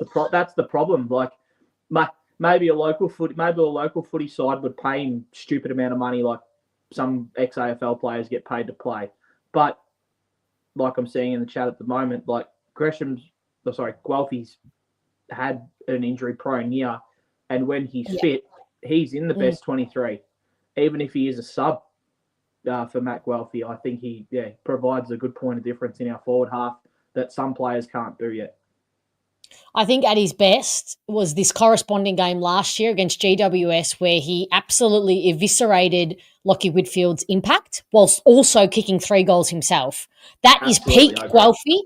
That is peak small defensive forward. But the problem with him is A, as you said, injury prone, and B, he just doesn't do it consistently enough. I think he's not. He's a low possession impact player. Like, he only has to get 10 touches, and as long as he utilizes those touches, he'll be all right. He doesn't need to get 15, 20. Like, say if he was in the team at the moment, I'd play. Obviously, you play Guelphy on Whitfield, but if he's not on Whitfield, you play him as your defensive forward. But just to put manic pressure on, yes, Caco's very good at that. But what Caco's done well in the last 2 weeks is play high half forward and push up the ground and actually try and create something. Like, he was the only one in our forward half that generally looked like he wanted to carry the ball and run with it and do something with it last week. Yeah, I agree. That's why I was kind of shocked that Guelphy got dropped before Gresham. Yeah, I've got no idea in what the coaching staff or the selection committee think about that, because they've completely screwed that up. Yeah, I agree. So, all right. So, from your point of view, Corey, being in a football club and having a lot to do with the football club that you do, what is your view on the question that I asked James earlier? In that, for the people who say that they don't see a discernible game plan from Brad Scott, are we missing something? Like, from someone who's in a footy club and has to follow a game plan, I assume, when you're playing and not getting your head cut open. Yeah. What is the answer to that? Because I'm learning and I'm taking in information as much as I'm taking in all the opinions and then having mine. No, what's your point of view? Sorry, I totally agree with what he said. We need an experienced assistant coach, and like I said with certain line coaches on Sunday, that we need to change that up because we need experienced heads. I did post in the chat who I personally thought, and I'll say it to you from a defensive point of view. Corey Enright, who's St Kilda's defensive coach, or Cade Simpson from the Hawks. Very good defender, Simpson. Very good player for Carlton. Yes, he wasn't a part of success at Carlton, but his overall ability and his talent and what he could have shown the people at Hawthorn, I believe he'd do very well at Essendon. I know he's not going to go because he's there for 3 years at the moment, so he won't go. Oh, okay. But from a midfield point of view, as much as I'd like to dream, I'd love Robert Harvey as our midfield coach. Where's he? Is he at St Kilda? He's at Collingwood. He's at St Kilda as well, but he was at Collingwood and was a part of their success. Yep. But from a forward point of view, would be Jamie Graham from Freo, or I know Travis Cloke's only on the development side of things and he's a runner. Why couldn't he be a forward coach? I believe he is. I think Cam Roberts is the official one, but he's been doing a lot of work with Caddy. So I believe it's Cam Roberts, isn't it? Who's the forward who works on like who works on like the leading patterns. And Travis Cloke has been working like one-on-one with Caddy in terms of outbodying his opponent and Peter Wright and May. So I think he's not the official forward coach, but I love Travis Cloke. I think he's a competitive beast. Yeah, I love it. I agree.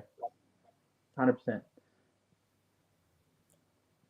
Yeah, I think you make a great point on the assistants, like you did, as I said on Saturday night. You brought that up, and I couldn't agree more. The more I think about it, I think that's got to be something they look at.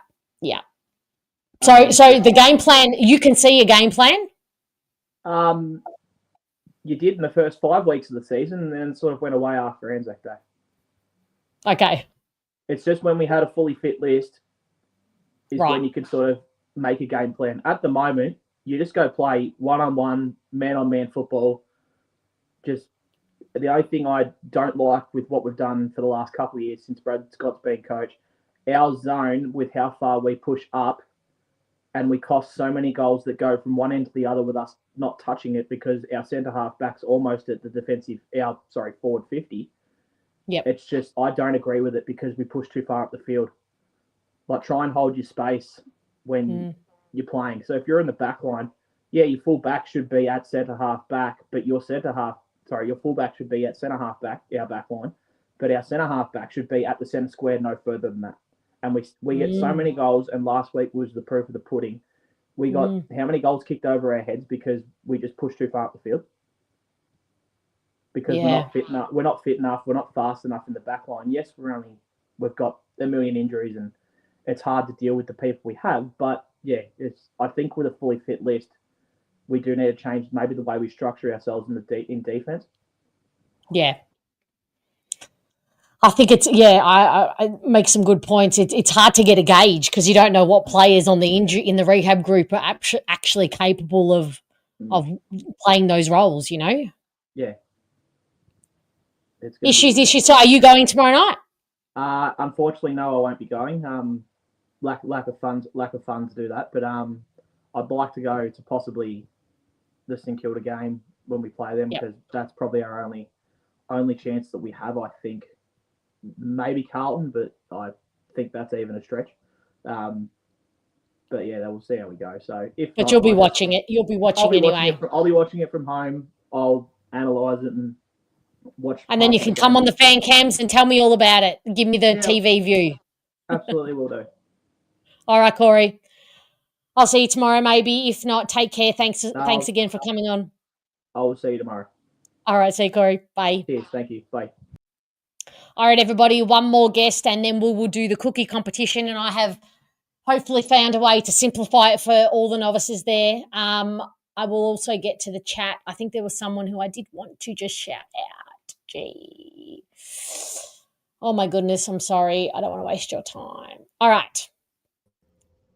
Noel, talk to me. Hey, this is Real Hair. I know you were talking about hair with Solution the other night. Yeah. Yes, we were. Yeah. On the couch. This is all my hair. It's all real.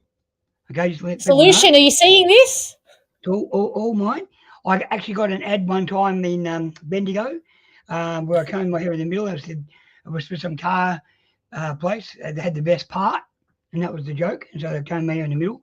So that's on YouTube somewhere, that ad, I'm sure. The other thing I wanted to mention was somebody commented the other day about, I don't know if he was a troll or not, but he was mentioning how many footy finals I've been to. I went to 5 grand finals in a row. I went to 4 in a row. I went to 83, 84, 85, and 86. All right, don't brag, Noel. Jeez. And then I also went to 93 and the one we don't talk about, 1990. And 2000. So I've been to a few, my expertise there. Also, this is for you.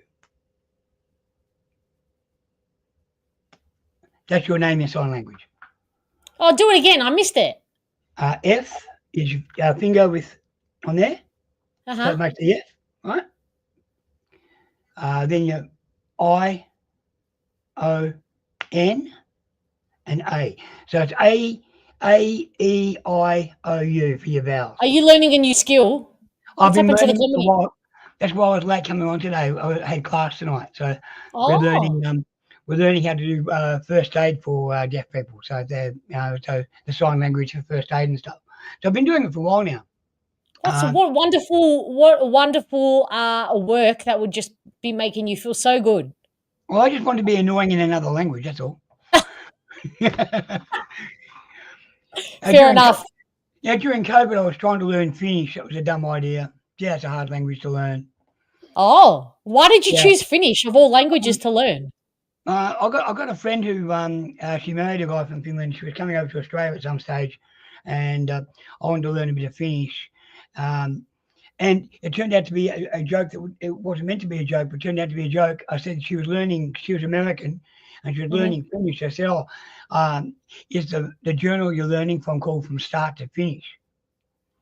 And it actually was the name of the book. So I thought I was being a smarty, but yeah. You've gotten the tick of approval, Noel. Oh, okay. Thank you. Yes, it's a mop of hair. It does need a haircut. I'm also getting teeth done. So I had my I had to go to the dentist today to get the molding done. Yeah. So gosh, you take us to some very strange places. You are exactly where you are meant to be, Noel, on the cams. On the weird cam. Yeah, well, it's just I'm getting the teeth done soon, so hopefully by September I'll be able to smile at you better. Yeah, beautiful. I mean, your smile is beautiful just as it is. No, but if it makes you feel good, then hallelujah. Yeah, well, it'll give me a bit more confidence, I think, and a bit more, yeah. Can you do this one? We're screwed tonight. Well, night is basically, that's day. So night is the sun going down. I know. Thank you is this. That's thank you. That's thank you. And please is with the thumb. So right. Please. So thank you is that and please. And I believe screwed, if we say the F word, is that. It can't be. It can't be. Yeah, that's the F word. Right. Right. So. Okay. Yeah. So yeah, I can do something like that. I'm still learning little bits and pieces. It's quite a difficult thing. Now I wanted to jump on the. I was surprised about the selection. Oh, what's that? More confidence. Yeah, thank you. I'm sorry. That killed me. I mean, we love you. Everyone loves you, Noel. And I know with more confidence. Poof. Yeah, that's a scary thing, isn't it? That's no, it's a beautiful thing. But that's like us having a football team that can actually play footy. That's a scary thing. All right, let's talk footy. On the selections, I was surprised Guelphy got a game. So he must have had a role play in VFL because he only had about 4 possessions. Yeah. So he must have had a role he had to play, and he played his role. Yep. But he also, are they taking a piss, the Giants, what, resting Hogan? Really? There's a bit of arrogance. He kicked 9 against us last time, didn't he? At Marble. It's called mercy. No. Maybe they're feeling sorry for us. I don't know. But of course they are. Yeah, of course everybody loves the mercy button. Yeah, everybody loves Essendon. Yeah, we all love it. All the opposition. Yeah, all the opposition love Essendon. Yeah, no, I just thought it was an interesting selection. I'm glad McMahon got a game. And I was surprised that Gresham got back in. But then again, who are they going to play? I mean, that's really. Right. I mean, you could have played Davey maybe ahead of Gresham. Would you play Davey? Well, is there something about playing in the AFL that gives you a hamstring? Because Sartor's never got an injury during the time he's in the VFL. And he's doing exactly the same thing. He's running up and down and missing targets with the footy. He's doing exactly the same true. Yeah. So is there something about playing in the AFL that gives you a hamstring? It's in the head. It's in the mind, Noel. I'm telling you. He's subconsciously worried about the pressure. And did you see Zach Merritt's interview on Fox Footy? I did. He was interviewed on 360. What did you think? He was interviewed on 360 about whether he was going to leave because there was that, the media trying to make up stories because they've got nothing to write about And he said he's committed he's committed to the club. He's staying in, not going anywhere. So that was good. But he actually did mention that the Martin injury affected them quite a bit last week. So maybe I do know something about footy. I don't know. I think you know a lot about footy. I mentioned it. I also noticed you're a bit of a Patrick Ambrose fan. Is that right? Yeah, he's my OG. He's my original love of my life. Yeah. He was considered to be fitter than... I was reading his Wikipedia page. He was considered one of the fittest. Why? Because I was watching an old game, and there was a game on. There's a game on YouTube if people are interested in watching. It's from when we played in Japan. We played Hawthorn in 1986 in Japan. They had football international rules. They had a game in America. What? They had a game in London. They had a game in Miami. And why did they stop doing that? I would absolutely go to Japan and watch the football. Yeah, it was a 15-a-side. Okay. They didn't have a centre line. There was no, because the ground was too small, so they didn't have a centre line. But Brereton played, and there was quite a few big name Hawthorn blokes. Hawthorn had played the year before, but we played I think a couple of times in Japan. But I'd love to see that. I'd love to see that again. Let's do a game in Rome. I'm there. Let's go to Rome and play a game. Imagine a game at the Colosseum. Yeah. Wow.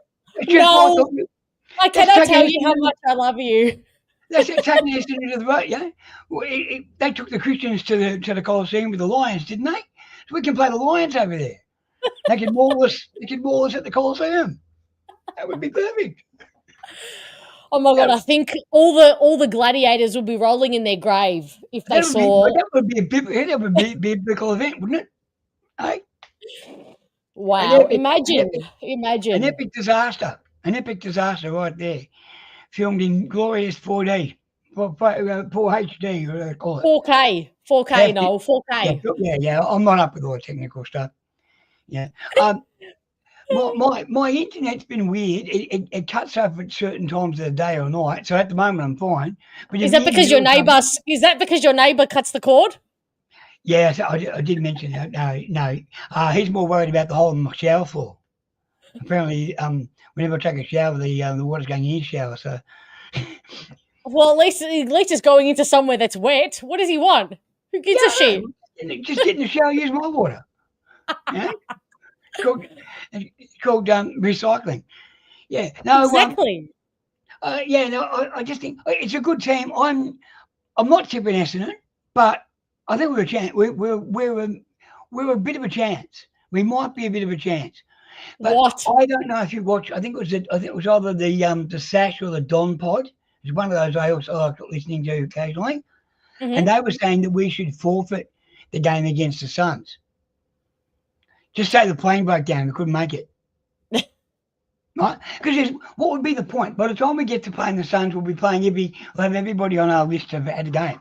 Because we'll have bound to be more injuries by the time we get to round 24. So let's just forfeit it. There's no point. There's no point. We'll give them a 24-point win. We'll give you a 24-point win, Suns, and you can have the percentage. And we'll just get our players back into recovery after round 23. Why don't we just forfeit the game? Would there be any point of going to that game? No. But is there a point going tomorrow night? What's the point of going tomorrow night? Well, we've still got 5 games to go. We could, we might scare them into a win. We might what? Yeah. Well, what if Suns are already locked into the 6th and they just rest every player? No, it's doing that to the AFL because if you have a look at that, they can't control the weather, and that's fair enough. They can't control it. It was a flood at the time, but they can control the fixture. So why did Brisbane and Geelong get their bye at the same time, but we had our bye on 2 separate days? They could have given us both those teams a bye on the same day, could have then played the game instead of the bye, and we could solve the fixture problem, but they didn't do that. In my opinion, they should have just moved the game to here. Yeah, but that's not fair on Suns because they didn't miss a home game. And Too bad. Make it up next year. Who gives a shit? But you're looking at, we're playing them twice, right? So you've got to take into account catering and corporate stuff and all that crap, right? Because they make their money, right? So I understand that. What I don't get is why didn't they have the bye when they knew that we were playing as the opening round, that the Geelong and Brisbane had a bye on the same week? Why didn't we have a bye on the same week? That would have solved it. Now, they weren't to know there was going to be a flood. I understand that. But the fact is that they could have had already put that in there and had the bye, and we would have been fine. So stick it up your jumper. We're not turning up. You stuff us around, we'll stuff you around. You know, but we don't have the balls to do that because we're scared of the AFL. Essendon Yeah. Football Club want to be soft and nice.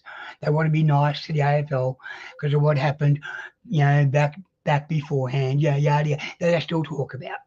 So they don't want to have anything to upset the AFL. But if they had any balls, they say we're not turning up. What's the bloody point? Because we've got no players left. Are you going to give us a hand? Was it West Coast Eagles had to get players out of the waffle? Was that a couple of years ago? Where yes, they had no players they left? special dispensation. Yeah. They had to get special. Somebody said that Fremantle had to do it too, but I don't recall Fremantle having to do it. Right? I recall West Coast Eagles had West to. Coast. Yeah. The West Coast Eagles had to get several players because I like my trivia when you get players who haven't done certain things for a certain way or certain numbers, players who only played one game, because we have the unusual and I think record that will never be broken. We're the only team to have had a sub player who never played. Are we really? Alistair Lord was sub for one match. He never got on the ground and he was out the next week. So he must have sat on the bench incorrectly, or he must have said something to the coach didn't like, because he never got another game. And he was delisted at the end of that year. He's the only player in the AFL where that's happened to, the only player to ever be sub and never get on and never get another game. Well, us at Essendon making history for all the wrong reasons. Yeah, we love it. Yeah, and we're going to get. Well, we've got 3 left now, haven't we? That haven't played. Is that right? Yes, 3. So, 3. How many of those you're going to get a game? Oh, the only other one I can see getting a game is Unwin. That's the only one.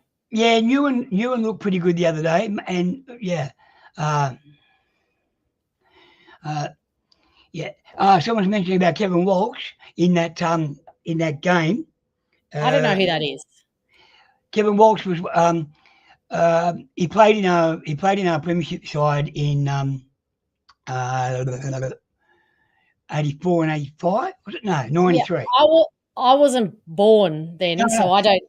But the thing about Kevin Walsh, he was considered to be Sheedy's son. They were going to. Yeah, but there was no sub back then. No, there was no.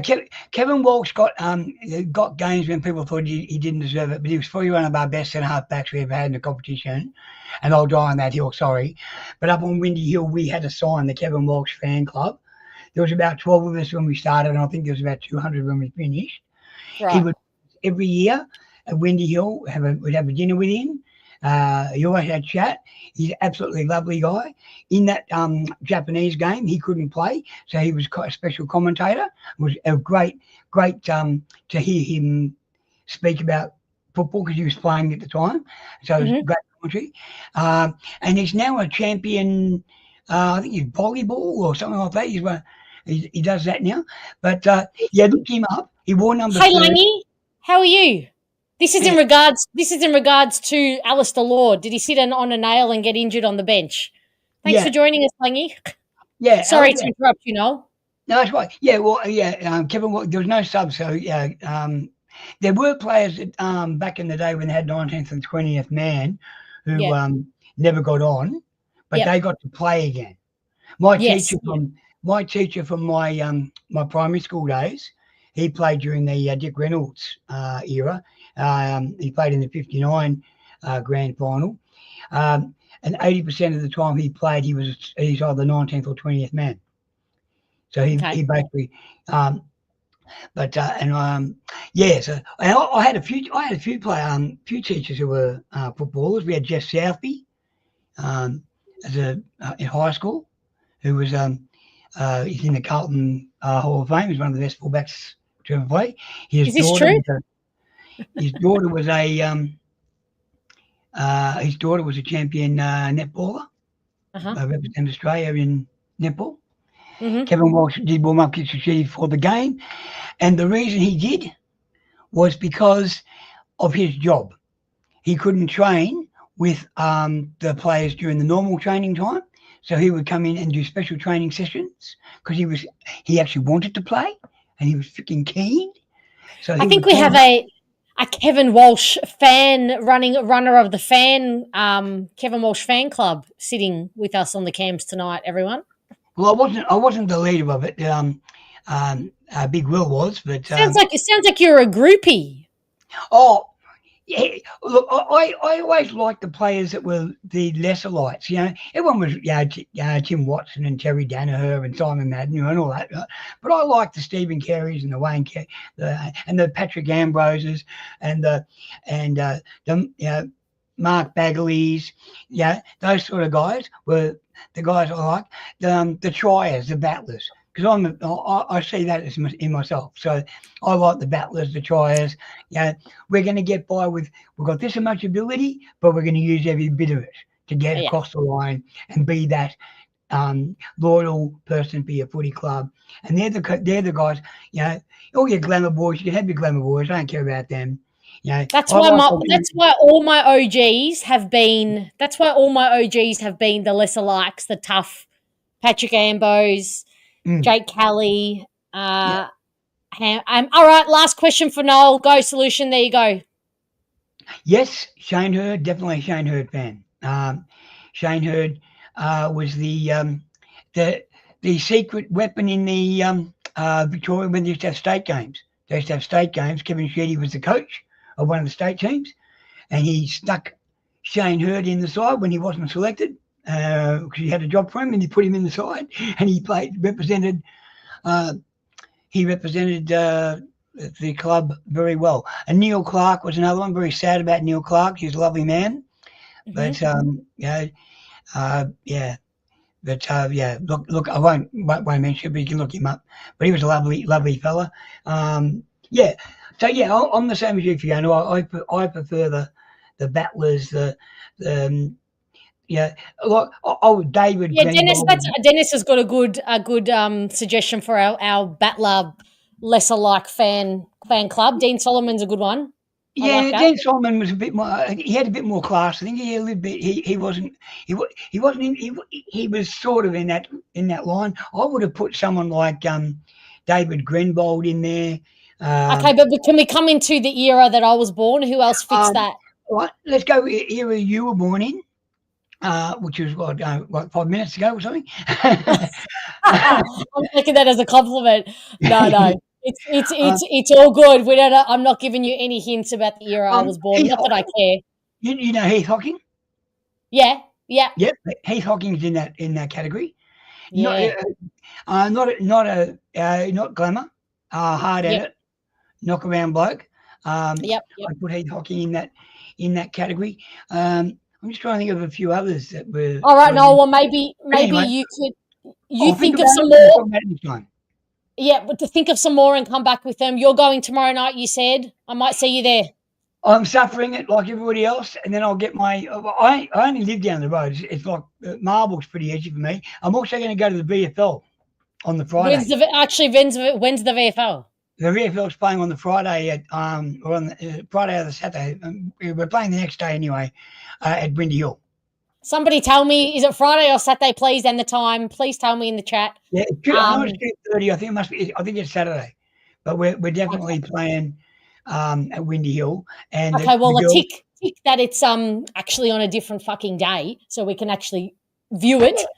But that's the VFL and the AFL. They don't work together at all. So it's like ex-girlfriends. Okay. On that note, Noel. Catch you. We'll see you for commiserations after the game tomorrow night. Will do. See you then, Noel. Good night. Remember your name and sign language. I'll try and remind you next time. Bye. Bye. Incredible. Is he just not an absolute delight? Jamie, how are you? I hear a big sound, the sound of the mighty sadness. Yes. I cannot believe it. That the big orange sound is going to be at Marvel. Courtney Johns. Yeah. He was actually going to be included in my top 5 players affected by injury, their careers cut short, but I thought I'd get absolutely killed for that because I know people bagged him a lot. Damien Peveril, yes. I just remember sort of him. LJ, good one. I like it. Moby with the sauce Bagley, as in that Bagley, as in Mark Bagley. Since when is his name Sauce? Hey, G Swan, I saw that you're not going to be at the game because you have your, what did you say it was, your volunteer event. Good on you. Friday VFL, 2 p.m. on a Friday. I might be able to get down to that. Anybody else thinking of going? Jane Eagle. Yeah, didn't he not live up to his standard? All right, everyone, time to win some cookies. Here we go. I've hopefully made it a bit more, made it a bit easier for you, anybody who doesn't know the rules to compute, if you can actually read it. Can you actually answer me as well? Can you see my mouse? I'm circling the cookies here. Can you actually see my mouse? Can you please tell me if you can? Anyway, these are the cookies you win. You choose one option. Your first option is you give me a first goal scorer and a first behind scorer. So the example on the right is, if we're facing the Dogs, the first goal scorer could be Sam Darcy. The first behind scorer could be Nate Caddy. Okay, chat, you're telling me you can't see my mouse. So, all right, I'm using my fingers. That's not going to work either. But anyway, you can see the graphic. Or your second option is you either give me total disposals overall and total tackles and an overall winner. So the example on the side there, disposals, you could pick Marcus Bontempelli. Tackles, you could pick Jai Caldwell. And the overall winner is the Dogs. So this is the cookie pack. You can tell me however you want it, custom made. Doesn't have to be Bombers one, Maddie. It can be in your beloved Blues colours, whatever your heart desires. But that's how you enter. Save me explaining it. Richard coming through with the first option example. He's going first goal McMahon of the game. That would be nice. First behind Canelio. I like. Now every week it's been a bit, all the first goal scorers and first point scorers have not been obvious ones. So think outside the box, chat. Think outside the box. I like your thinking, Richard. I like it. Yes, Troy, no, this was just an example here to give you an example as if we were playing the Dogs. I just picked any players. This is not for this week, just an example.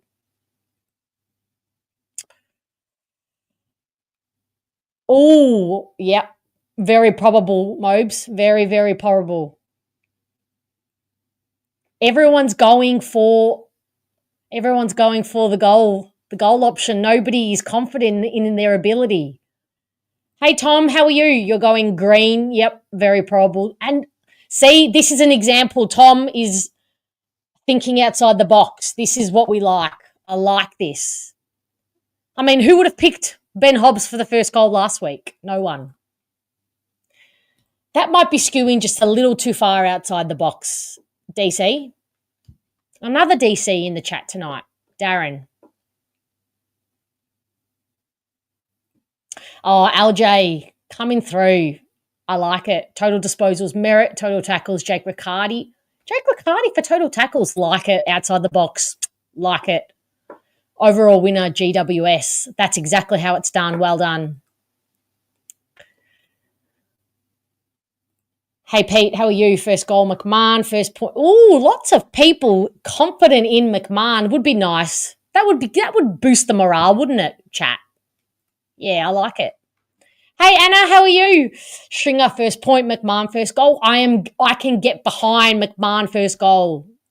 I hope it happens. That would galvanise the group, I reckon. They'd be up and about. And if we can really cheer them on from there, as soon as I get off this, as soon as I end this live, I'm going to write them all down straight away so I know if anybody wins.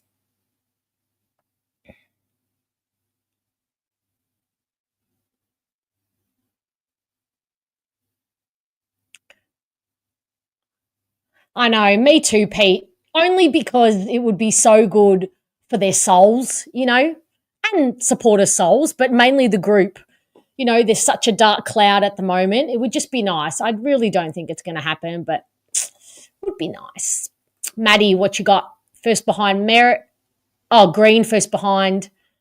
If I get a GW, what does Pom call them, Matt Langy? Fraud. What does he call them? Frauds? Is he still running with that, Matty? He calls GWS the frauds. Would be nice for us, wouldn't it?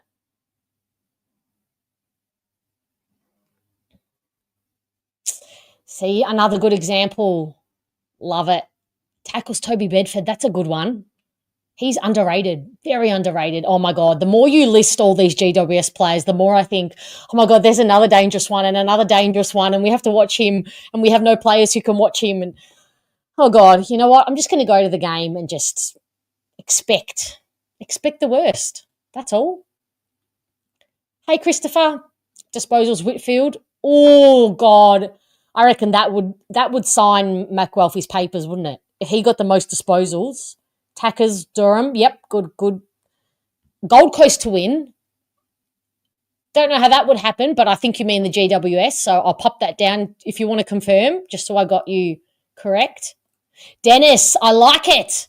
Smart for his first goal. Hopefully he has a better, nicer, more enjoyable game, because last week would not have been fun. And May first behind. Like it. I really like it. I really like it. Oh, still running with it? Yep, all right. Okay. Yes, Tom, thanks for the reminder. It's the Andrew Phillips Cup. Do we have any others? No, that would be it, yeah? He's the only one. Solution, are you still here? You're usually really good with this. Very good. I got you, Christopher. Well done. Gotcha, Shelley. Thank you. Yes, it was good, wasn't it? So good. That's why I'll never forget Guelfi's performance. I'll never forget Guelfi's performance. 3 goals, and he kept Lockie Whitfield to the lowest he'd had last year, so up until that date. I would say 18 disposals. That's the lowest he'd had up until that date, or something crazy like that. So he's still probably going to be high, but if we can... Look at you all on point this year, tonight. Tom, Devon Smith, very good. Sean Edwards, another one. Well done, Jonathan. Yes. No, Kobe Much we drafted. He didn't play for GWS. Nah. Yeah. Shield. No, but Shield's not retired. That's not the game, Richard. It's the retired dual players. All right, I'm going to give you all one more second.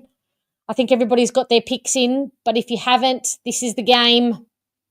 Win yourself some cookies, post it out to you anywhere you like, anytime you like, really. Yeah, is this all we can ask at this point? Just no more injuries. That's all I could kind of ask, but at this point, I mean, what's the point? I asked the universe at the start of this year to take care of Zach Reed. That's all I wanted. Just ask for that one little itty-bitty thing, and the universe went literally back to me. All right, solution spoken. It's the Devon Smith Cup. Brilliant. All righty, team. Let's leave it here.